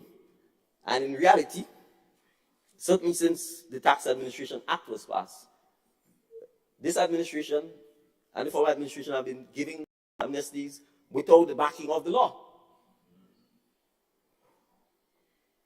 And let me repeat that. This administration and the former administration, since the Tax Administration Act has been passed, I'm saying this administration because since we came into office and since I held the portfolio of Minister of Finance, several tens of persons write asking for waiver of the interest and penalties. They are normally reviewed at the Inland Revenue. They sent to the Office of the Minister of Finance and via Cabinet for approval. But the law does not permit that. It actually doesn't. And a citizen could challenge the fact that both this administration and the former administration have been granting waivers of interest and penalties, even though there is no express power under the Tax Administration Act to do so. So we recognize that, and we recognize that given our stated policy of granting the amnesty, that we need to make sure we correct the anomaly by getting the law amended to actually authorize the Minister of Finance to waive the interest and the penalties, not on a discretionary basis. And this is important, Mr. Speaker. Not by the minister deciding, I like this person, so I'm going to waive it. I don't like this person, so I'm not going to waive it. That is the beginning of the end when you start going down a dark hole. The amnesty here is anyone who has arrears of taxes and have accumulated interest and penalties, regardless of your political persuasion, regardless of your sex, regardless of your levels of income, regardless of whether you're an individual or a business, you will get the amnesty once you go in and make arrangements to pay off the taxes in this year. The interest and the penalties will be waived. And so, Mr. Speaker, as I said, I obviously support the amendment. The amendment is directly linked to our policy statement in the budget, and we can assure our citizens that when we move into 2024, we are moving with a simplified tax administration system. We are moving with a system that allows you to pay your taxes online at any hour of the day, any hour of the night. You don't have to come and line up at the Inland Revenue. And it's not just taxes. We are moving to ensure that as many of the government services which our citizens have to use, that they can pay for these services online. Thank you very much, Mr. Speaker.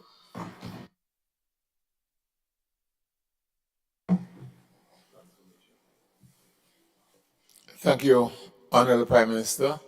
Leader of Government Business. Thank you, Mr. Speaker. Mr. Speaker, well, firstly, let me express my appreciation to this Honorable House and its members therein for the discussion on this bill, points raised, and everything. But, Mr. Speaker, I wish to just respond to two suggestions that was made to the House and to add a little clarity, because this is not the first time these utterances have been made, and I think we are speaking to the public, and the public must be made aware of what is factual, what is truth. Firstly, Mr. Speaker, it is said that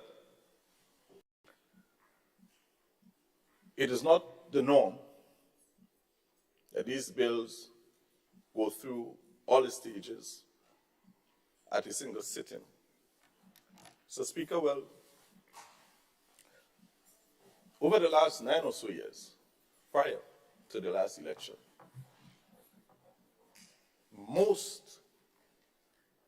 maybe about 90% of the bills went through all the stages at a single sitting. So that has been the norm.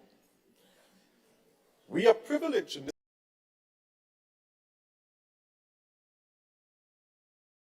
I think this is what adds to the quality of the debate that is emanating from this House.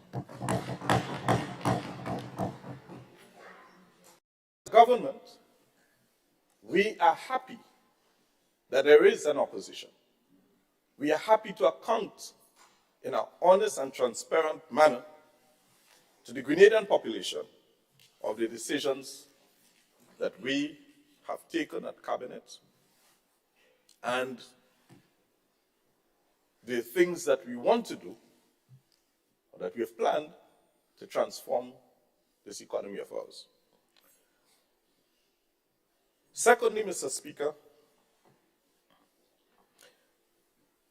it was said that there was no legal basis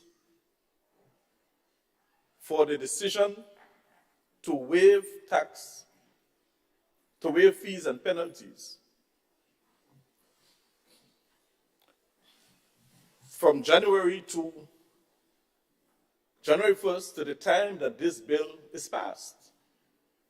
Well, that is furthest from the truth. Firstly, Section 61, subsection 1, is the legal basis on which the minister may waive those taxes, those interests and penalties. But additionally, Mr. Speaker, the particular bill speaks to it because it is subject to negative resolution. So if it is subject to a negative resolution, it is saying that all that happened prior to, from the commencement date to the time in which the bill is actually passed, is the legal basis on which it stands. So the bill itself makes provision for it. So, Mr. Speaker, I'm just calling upon us as honorable members of this House to exercise our discourse in a way that is honest and transparent, so that those who are looking on, especially our who will occupy these seats not long from now, can learn from these discourses. And so, in the future, we will continue to have high-quality debates as what has started from 2022, the second quarter of 2022, going forward. Thank you, Mr. Speaker. Thank you, Honorable Leader of Government Business. I now take it to the vote. Honorable members, the question is that the bill be read a second time. All those of that opinion say aye. Those of the contrary opinion say no. The ayes have it. Indeed, the ayes have it. The bill for an act shortly entitled Tax Administration Amendment Bill 2023.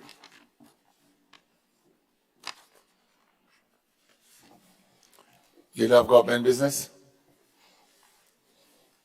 Mr. Speaker, I beg to move that this Honorable House resolves itself into a committee of the whole House to consider this bill clause by clause.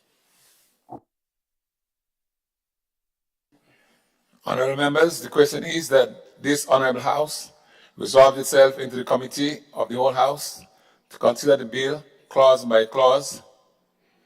All those who have that opinion say aye. Those of the contrary opinion say no. The ayes have it. Indeed, the ayes have it.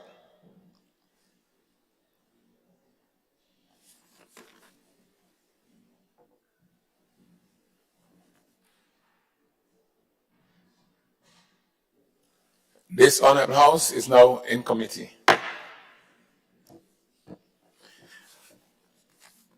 Clause 2, insertion of new section 58A to Principal Act.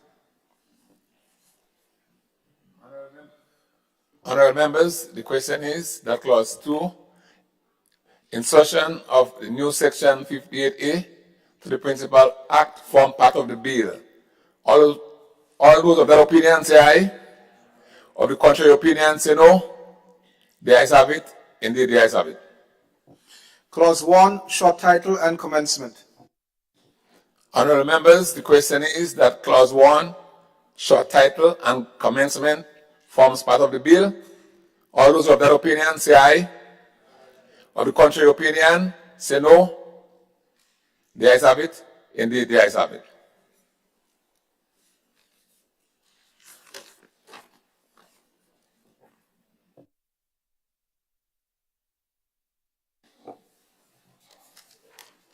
Leader of Government Business. Mr. Speaker, sorry, Mr. Chairman. Sorry. Yeah. Yeah.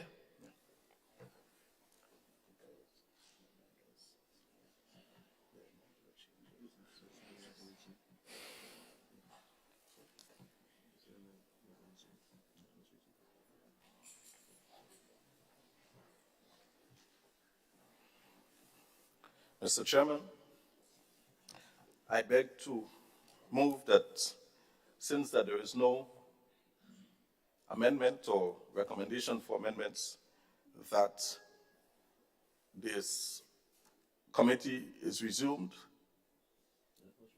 that the House resumes, and that the chairman report progress on the bill. Thank you. Honourable members, the question is that the House resumes and the chairman of the committee reports progress on the bill. As many have that opinion, say aye. Of the contrary opinion, say no. The ayes have it. Indeed, the ayes have it.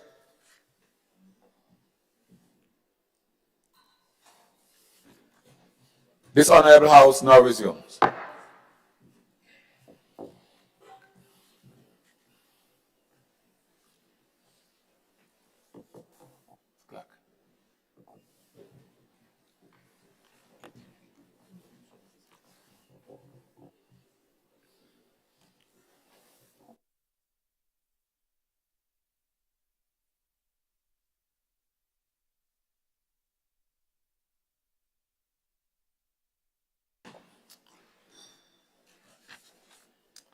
Honourable members, I have to report that the bill was considered by a committee of the whole House and passed without amendment.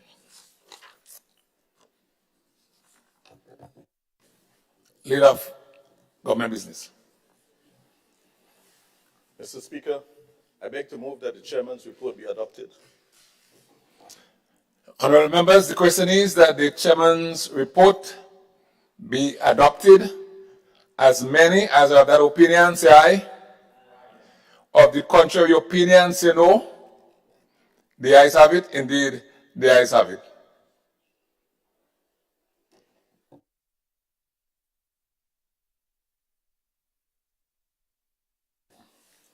Leader of Government Business. Mr. Speaker, I beg to move the third reading of the bill.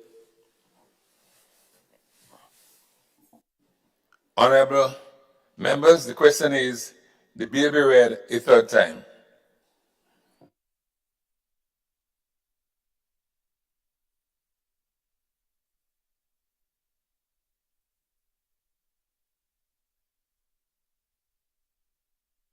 Honourable members, the question is the bill be read a third time and pass. As many as of that opinion say aye. Of the contrary opinion say no. The ayes have it. Indeed, the ayes have it. A bill for an act shortly entitled Tax Administration Amendment Bill 2023.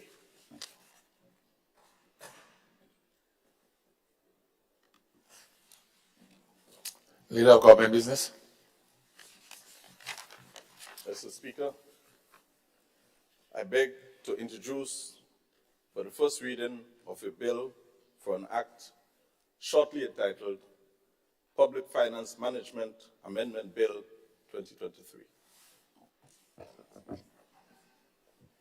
A bill to amend the Public Finance Management Act number 17 of 2015, shortly entitled Public Finance Management Amendment Bill 2023. Leader of Government Business. Mr. Speaker, I beg to move that the relevant standing orders of this House be suspended to consider this bill clause by clause. Honourable members, the question is that the relevant standing order of the House be suspended to enable the bill. Honourable members, the question is that the relevant standing order of the House be suspended to enable the bill to be taken to all stages at this sitting.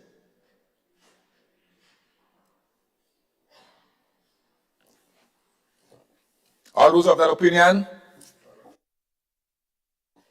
All those of that opinion say aye. Or the contrary opinion say no. The ayes have it. Leader of Government Business. Mr. Speaker, I beg to move the second reading of the bill.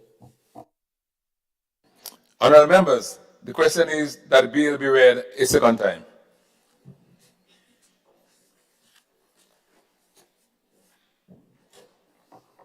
Leader of Government Business. Mr. Speaker. Mr. Speaker, the Public Finance Management Amendment Bill 2023 seeks to amend the Act, the Principal Act, to further delimit the application of the provisions of the Principal Act as it pertains to statutory bodies and state-owned enterprises. In particular, Mr. Speaker, the proposed amendments seek to resolve an existing conflict between the provisions of the Principal Act and that of the National Insurance Act, Cap 205. And this is ultimately aimed, Mr. Speaker, at strengthening entities such as the NIS by allowing them to build portfolio resilience by way of diversification of the investment portfolios. This includes, Mr. Speaker, investment in government securities which are currently prohibited under Section 78(5) of the Act. This particular bill, Mr. Speaker, has two clauses.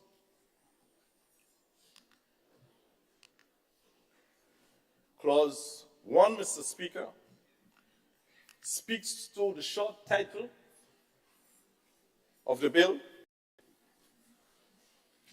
of the Act, the Public Finance Management Amendment Act 2023, for which this is a bill.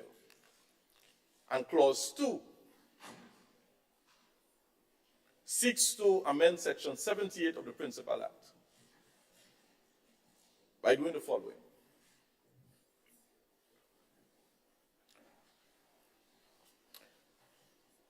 Clause 2, Mr. Speaker, allows statutory bodies and state-owned enterprises to include local, regional, and international government securities in their options for investing excess funds.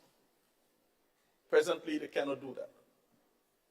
So we are opening it up, Mr. Speaker, so that our local state-owned enterprises and statutory bodies can participate, just as any other company here operating in Grenada, in that market, in that space. So when the government, Mr. Speaker, issues treasury bills, for example, they can now participate in that process. Prior to this bill, or as it stands now, that does not happen and cannot happen. This amendment, Mr. Speaker, opens it up. And Mr. Speaker, the NIS Act, Cap 205, permits the NIS to make such amendment as we speak. But the Public Finance Management Act prevents it. This bill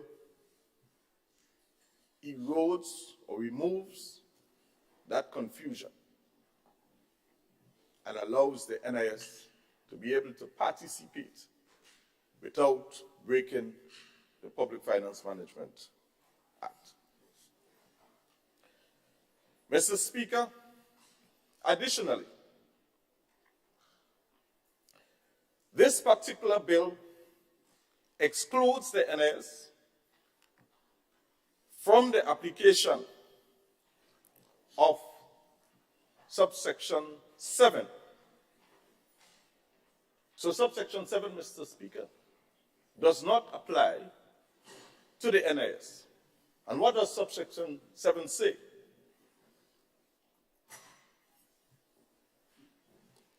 It says that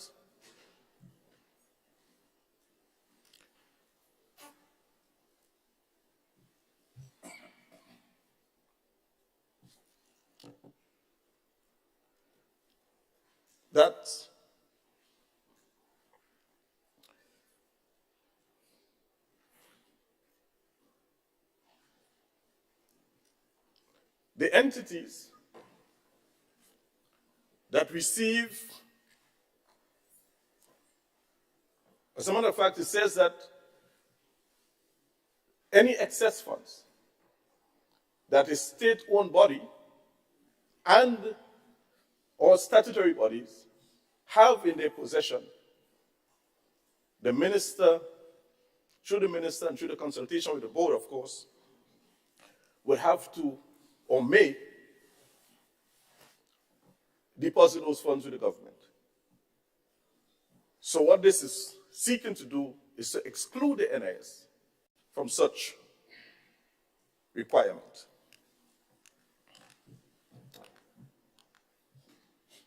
Mr. Speaker, thirdly, this particular bill limits the application of subsection 7 to statutory bodies and state-owned enterprises that receive government subvention. And it also empowers the minister to prescribe an expenditure ceiling in respect of statutory bodies where no such ceiling is prescribed in the act establishing the statutory body. Mr. Speaker, Clause 2 continues. Clause 2 amends the amendment in Clause 2, Mr. Speaker, by amending Section 17 of the Principal Act in subsection 5. This bill seeks to delete the word provided, however, that a statutory body may not invest its money in government securities where they appear. So, Mr. Speaker, the amendment seeks to remove that wording. And by removing that wording, it now allows state-owned enterprises and government entities the flexibility of choosing whether they want to invest in government securities or not, locally, regionally, and internationally. And as we know, those of us who are financial minds, who are trained in finance, understands that generally government securities are some of securities. Yeah? But in the context, Mr. Speaker, it allows our state-owned enterprises and statutory bodies now to be able to participate when government issue bonds and treasury bills and what have you. Mr. Speaker, this bill seeks to insert a new subsection, subsection 7A, subsection 7. Subsection 7, Mr. Speaker, shall not apply to the NIS, as previously stated, and shall only apply to those statutory bodies and state-owned enterprises. Those that receive transfers of any kind from the national budget, including subvention or guarantees for any year in the 5-year period immediately preceding the fiscal year. Secondly, Mr. Speaker, those which for 3 consecutive quarters in the preceding fiscal year has not met the quarterly reporting requirement established by the minister. Yeah. And thirdly, those who audited balance sheet has recorded a negative equity position. So what this is doing, Mr. Speaker, it is saying to those state-owned enterprises and statutory bodies that they are called to a higher level of accountability and transparency. If you fail to report, if you experience negative equity positions, then government will say to you, those monies that were received and in excess of, you got to pay it over to the government coffers, thus ensuring that there is a level of vigilance at all times in these entities, Mr. Speaker. And we, very current in our minds, Mr. Speaker, is that of the MNIB. If these kinds of measures, Mr. Speaker, were in place during the life of the MNIB, I'm pretty certain that we would not have lost so much. Clause 2 continues, Mr. Speaker. Clause 2 seeks to repeal subsection 9 and substituting, therefore, the following new subsection. New subsection 9. A law establishing a statutory body does not prescribe an expenditure ceiling, the minister may prescribe expenditure ceiling for that statutory body by order. So we say now, Mr. Speaker, that under this new subsection,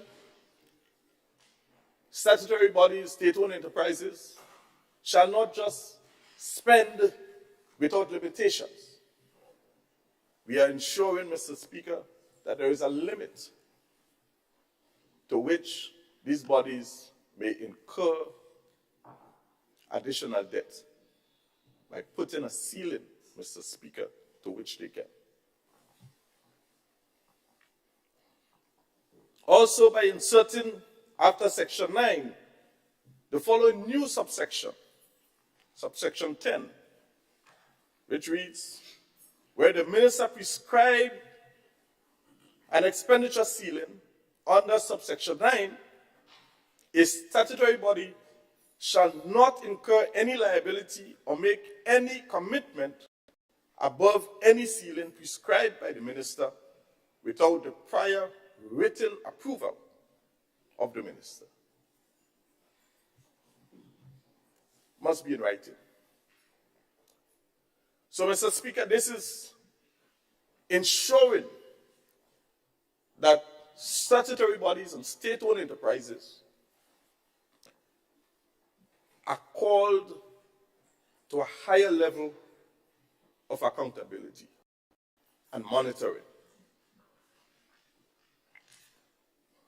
Where a statutory body, Mr. Speaker, incurs any liability or makes any commitment above the expenditure ceiling prescribed under section 9, the minister shall have the power to override any decision or any commitment made by the statutory body.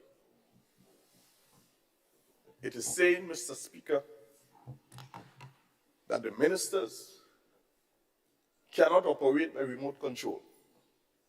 They must be involved. They must know what is happening within the statutory bodies. There must be written communication between the statutory body and the minister giving approval to these commitments and expenditures.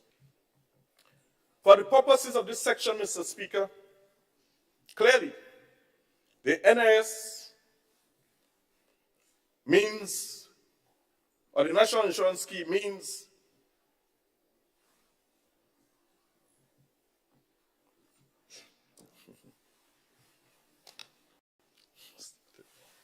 I stand on that particular point, Mr. Speaker.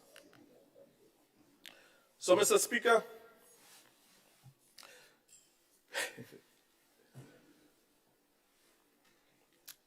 this government is setting the tone for prudence, is setting the tone for a higher level of accountability, is setting the tone for closer monitoring and scrutiny of statutory bodies and state-owned enterprises, so that we do not repeat the mistakes of the past. This bill, Mr. Speaker, is part of government's transformative program to ensure that these legislations that have been passed prior to now are tightened up a bit so that the state can have better reporting, so that the state is protected, or the coffers of the state is protected from overspending by any one of these institutions. And those institutions that have excess funding, excess finances, shall now deposit back to the National Treasury by way of communication, of course, between an agreement between the board and the line minister. This, Mr. Speaker, we believe is important and strategic in ensuring that there is good direction and good governance exercised in all of these entities. Thank you. Thank you, Mr. Speaker. Thank you, Honorable Leader of Government Business. Honorable Leader of the Opposition. Thank you, Mr. Speaker. This, of course, this public finance management bill has its historic consequences, and a lot of work went into ensuring that this initiative and this act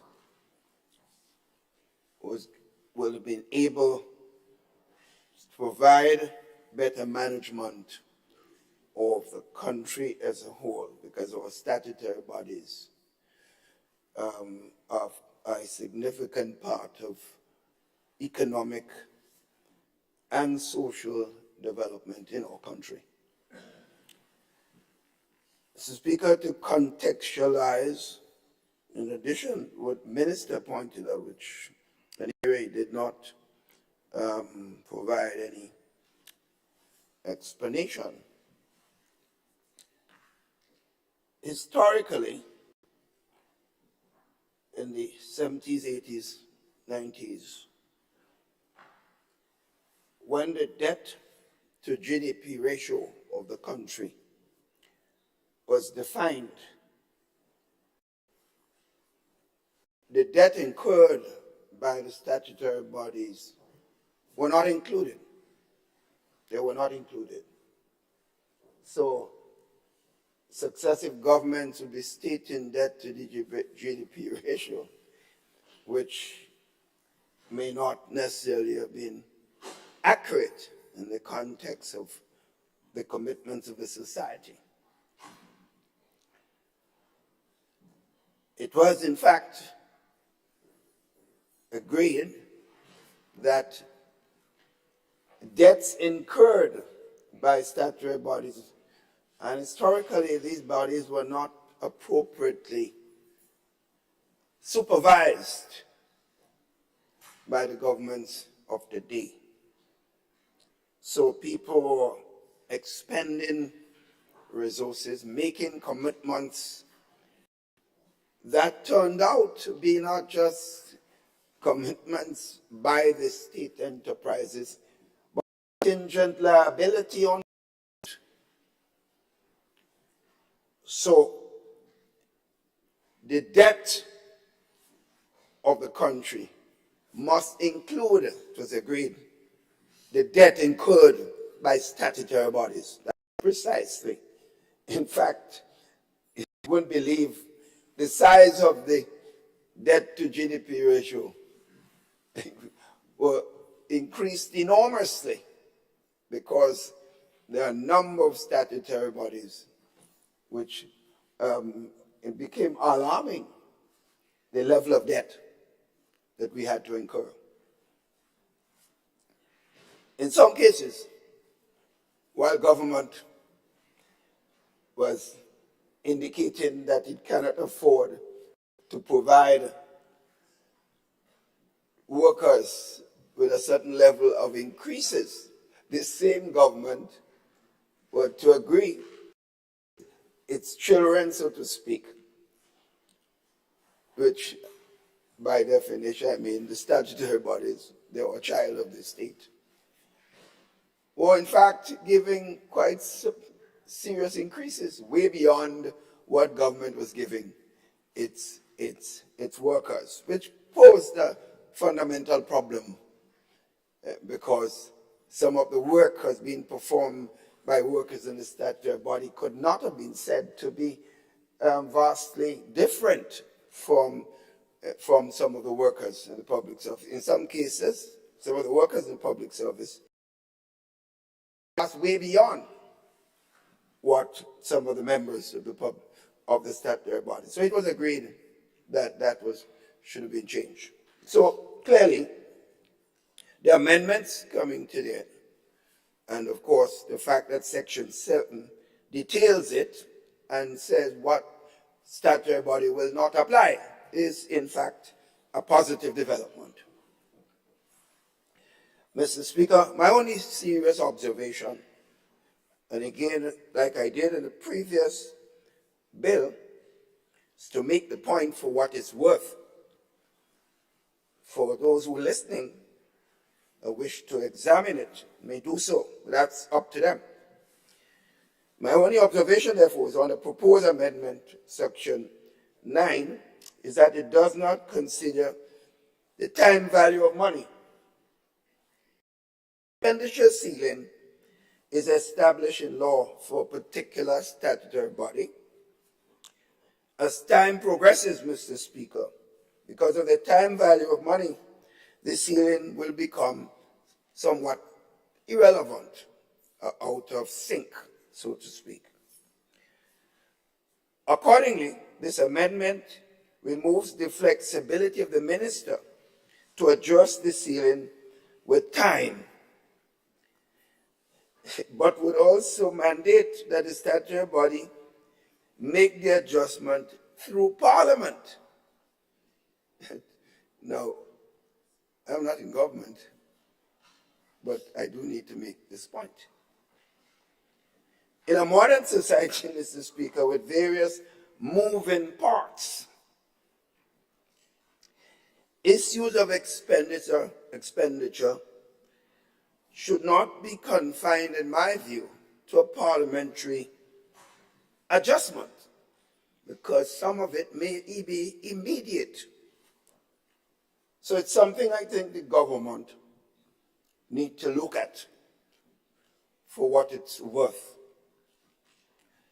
Because no matter how good intention the minister responsible for those statutory bodies are, and having been in government for years, I know in many times the ministers sometimes are not even aware of some of the decisions that are in fact made in his or her name And therefore, it's important that the minister responsible for finance, who has overall responsibility for any debt incurred by anyone in the state that has any relationship with government, any institution. So as I pointed out, that would be my main comment. But it's a general, in my view, the necessity for the Public Finance Management Act of 2023 and the amendment to it is, to me, is a necessary initiative, and clearly will generally have my support. But I caution about a wide range of having to, every serious decision that the minister intends to make, he has to go back to Parliament. A little untidy. So, for what is worth, Mr. Speaker, that would be my main comment on this. And as I said before, Mr. Speaker, when I speak now more than ever than before, I'm speaking to the record. Very important. Thank you, Mr. Speaker. Thank you, Honorable Leader of the Opposition, Honorable MP for St. George Northeast. Yes, Mr. Speaker, thanks. I rise in full support of this amendment bill. I think it is timely. And as someone who holds the office of in charge of the Second Treasury, I'm just joking, NLA, I think this is important management over the statutory bodies. But, Mr. Speaker, I want to commend the Leader of Opposition to you of making a very important observation in terms of the value that can deteriorate over time and not leaving the ceiling at amount, and also his solution on the process to changing the ceiling. That is important. So it is substantive, and this is a substantive contribution. I think we must acknowledge it, and we have done so and demonstrated as a government that when the opposition give valuable contributions to these important discussions, that we acknowledge them. It also, Mr. Speaker, this bill in particular speaks to the government's commitment to seriously managing the economy. And as mentioned, the economy is not just the government of the day, but has different parts throughout. And therefore, it's incumbent on the government to demonstrate that it has control while allowing institutions to perform based on their laws, but that it controls what is taking place in society. Statutory bodies are not laws unto themselves, and they account to somebody, whether it's through the line minister or the... And as such, we need to give the necessary structure, life, for that accountability to be continuous and to be improved over time. And this is what this particular amendment seeks to do. So I fully support it, and I, Mr. Speaker, look forward to its implementation and how it will roll out throughout for all statutory bodies. Thank you. Thank you, Honorable MP for St. George Northeast. MP for St. Andrew Northwest, Southwest. So thank you. Thank you, Mr. Speaker. Mr. Speaker, I stand in support of the amendment to this bill. And Mr. Speaker, specifically, I want to refer to Clause 2 that seeks to amend Section 78 of the Principal Act, and Clause 2A, which says, allows statutory bodies and state-owned enterprises to include local, regional, and international government securities in their options for investing excess funds. What that means, Mr. Speaker, that's what I want to talk about in support of this bill. What that means. First of all, Mr. Speaker, we have to recognize that we have a small economy. We have a small economy with a GDP, a gross domestic product, of about $1.3 billion. So it's small. There is only so much we can get from a small economy. And therefore, when your economy is small, you have to find other ways in which you can make more money. Yeah? And therefore, it means that you may not only have to invest locally, but you may also want to invest regionally and internationally. In fact, there could be more money if you invest regionally and internationally to help your financial situation. So when it says government securities, what are government securities? Essentially, Mr. Speaker, there are two kinds of government securities.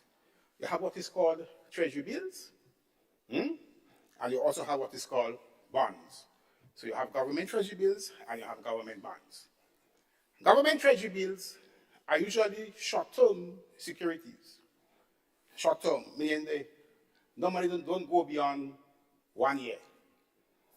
But when you invest in them, you get an interest. Because every investment comes with an interest rate. And that interest rate is to cater for the change in the value of money. The value of money changes as time goes by because prices go up. What you could buy now with $100 today, you may not be able to buy the same thing with $100 down the road because of higher prices. You call that the real value of money. And therefore, to cater for the real change in the real value of money, you apply an interest rate. So if the interest rate, Mr. Speaker, is higher than the level of prices, then your real value of money would rise. So with these government securities, you have an interest rate, and in most cases, it is set at a level that caters for changes in the value of money, that cater for higher prices. Now, in the treasury bills, you can get interest rate because they're short. Interest rate could be 2%, it could be 3%. And if prices is at 1%, 2%, you could still benefit. And after 1 year, what it means is that you get back the amount you invested, which is the principal, plus your interest. So that's a good investment. And it is secured. You ain't going to lose it because it's government. Right?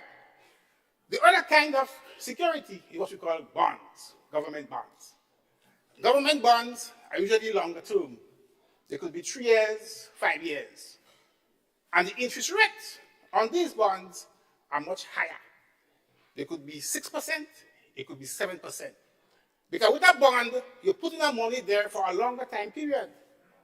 So the money stays with you it stays with the institution for about 3 to 5 years.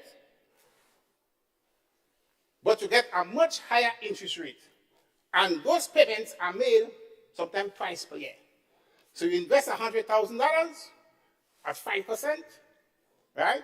Every 6 months you get something back. So the government bonds are considered to be the better kind of investments. Now, you can invest. There is what is called the Regional Government Securities Exchange. Regional Government Securities Market, the RGSM, which is operated from the Eastern Caribbean Central Bank. So if a sanitary body wants to invest, it can now invest in regional securities. The law does not allow them to do so now. That is the beauty of this amendment. It allows them to go beyond the local boundary and invest regionally and also internationally. Internationally means, for example, that if the US government is issuing a treasury bill or issuing a bond, they could buy it. They could buy it. China buys all the bonds that the US government issues. Yeah? So they could buy it, which is good, which means that they can make more money. So the question of mobilizing resources is facilitated for these institutions by relaxing that part of the bill that says you can't invest beyond your shores. Good? So, Mr. Speaker, I support in full, therefore, this amendment to the bill because it gives sanitary bodies a new option for making money. for becoming financially strong and for ensuring financial sustainability a new option. And my advice to them, in the same way that NIS now has an investment unit where they invest externally, they invest internationally, they buy securities, not just in government, but even in private sector abroad. My advice to these, our international, our sanitary bodies and state enterprises is that know that you can invest outside of Grenada. You should seek to establish investment units within your institutions and begin to take advantage of the opportunities that are available for you out there by buying government securities, buying treasury bills, buying government bonds, wherever they are. And this is an important aspect of your financial strength. In fact, Mr. Speaker, when you read the actuary report from the actuary for the NIS, they're making the point that the strength, the financial strength of the NIS going forward lies precisely in the extent to which it can make more money from its investments abroad. And therefore, if that opportunity is also afforded to our statutory bodies, our local statutory bodies, to invest abroad, my advice is that jump on it, take it, and bring a new sense of financial management to your institution. You are now acquiring a different kind of knowledge of how to invest abroad. There's a whole, you could study that. You could go to university, Mr. Chair, and study international investment. How do you invest abroad? It's a new area of financial activity within your institution. And therefore, if you're speaking about transformation and transforming the way we should do business in this country, this is an example. This is a perfect example of financial transformation and of financial management and of financial operation of our statutory bodies and of our state enterprises. Thank you, Mr. Chairman.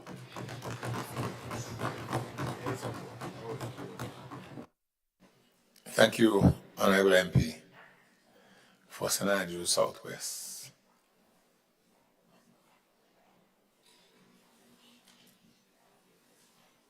Okay, I'm not seeing it. Okay. Leader of Government Business. Yeah, Mr. Speaker, I rise to thank the members for their contribution.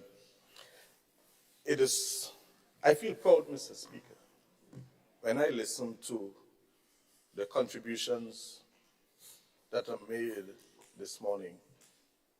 You know, it's our young ones can sit and listen and learn and develop and grow. I'm of a firm belief, Mr. Speaker, that this is what the Canadian population has been clamoring for a long time, that they can be proud of the men and women who sit in their parliament. I wish to, Mr. Speaker, thank every single one of us on both sides of this House for the contributions made to this and the previous bill. Thank you.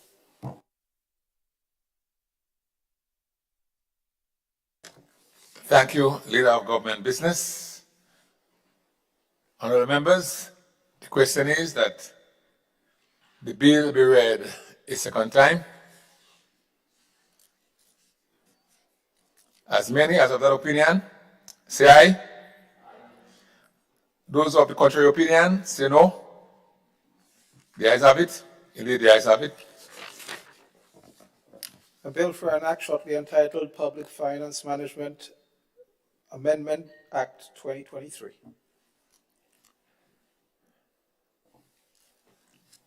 Leader of Government Business. Thank you, Mr. Speaker. Mr. Speaker, I beg to move that the House resolves itself into a committee of the whole House to consider this bill clause by clause.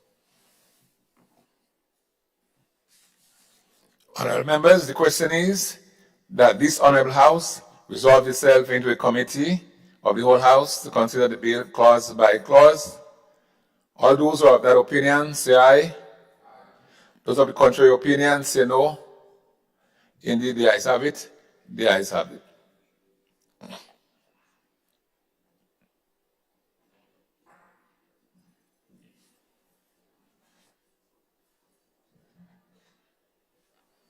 This Honorable House is now in committee. Clause 2, amendment of Section 78 of Principal Act.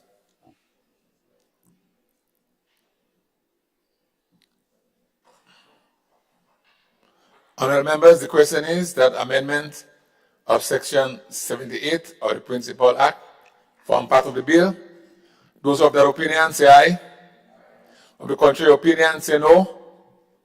The ayes have it. Indeed, the ayes have it. Clause 1, short title. Honorable members, Clause 1, short title, forms part of the bill. Those of that opinion say aye. Those of the contrary opinion say no. The ayes have it.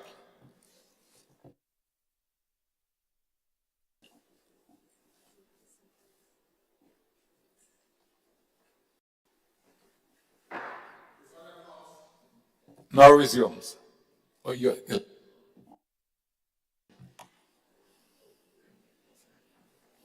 sorry. Honorable Leader of Government Business. Mr. Speaker, Mr. Speaker,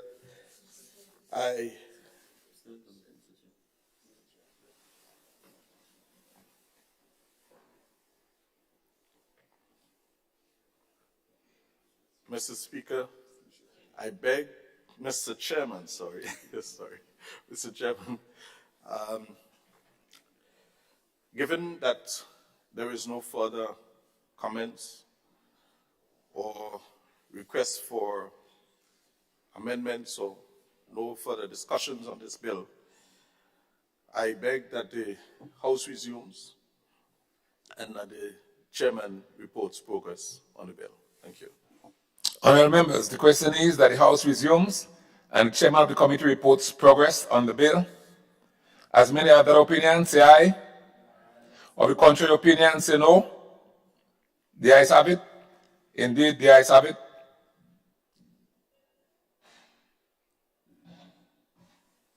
This Honorable House now resumes.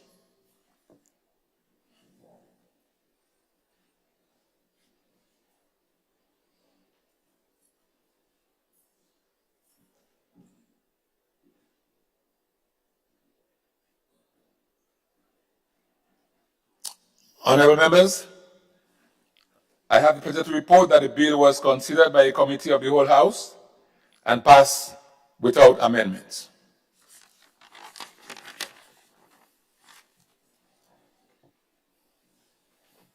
Leader of Government Business. Mr. Speaker, I beg to move that the Chairman's report be adopted. Honorable members, the question is that the Chairman's report be adopted. As many as are of that opinion say aye. Of the contrary opinion say no. I think the ayes have it. Indeed, the ayes have it. Leader of Government Business. Mr. Speaker, I beg to move the third reading of the bill. Honorable members, the question is that the bill be read a third time and pass. As many of that opinion say aye.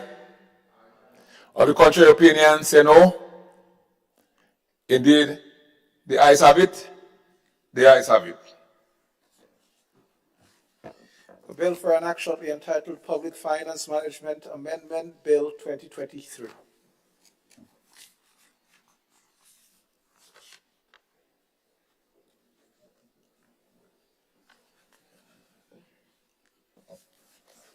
Item 16, request for leave to move the adjournment of the House on matters of urgent public importance. Item 17. You have to give it time.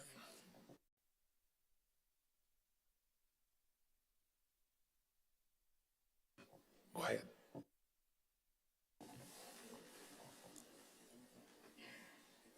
Leader of government business. Mr. Speaker, I beg to move the adjournment of the House. Sign it, aye. Honourable members, the question proposed that the House be adjourned, signed aye. Honourable members, the question is that the House be adjourned, signed aye. Those who have that opinion say aye. Those who have the contrary opinion say no. The ayes have it.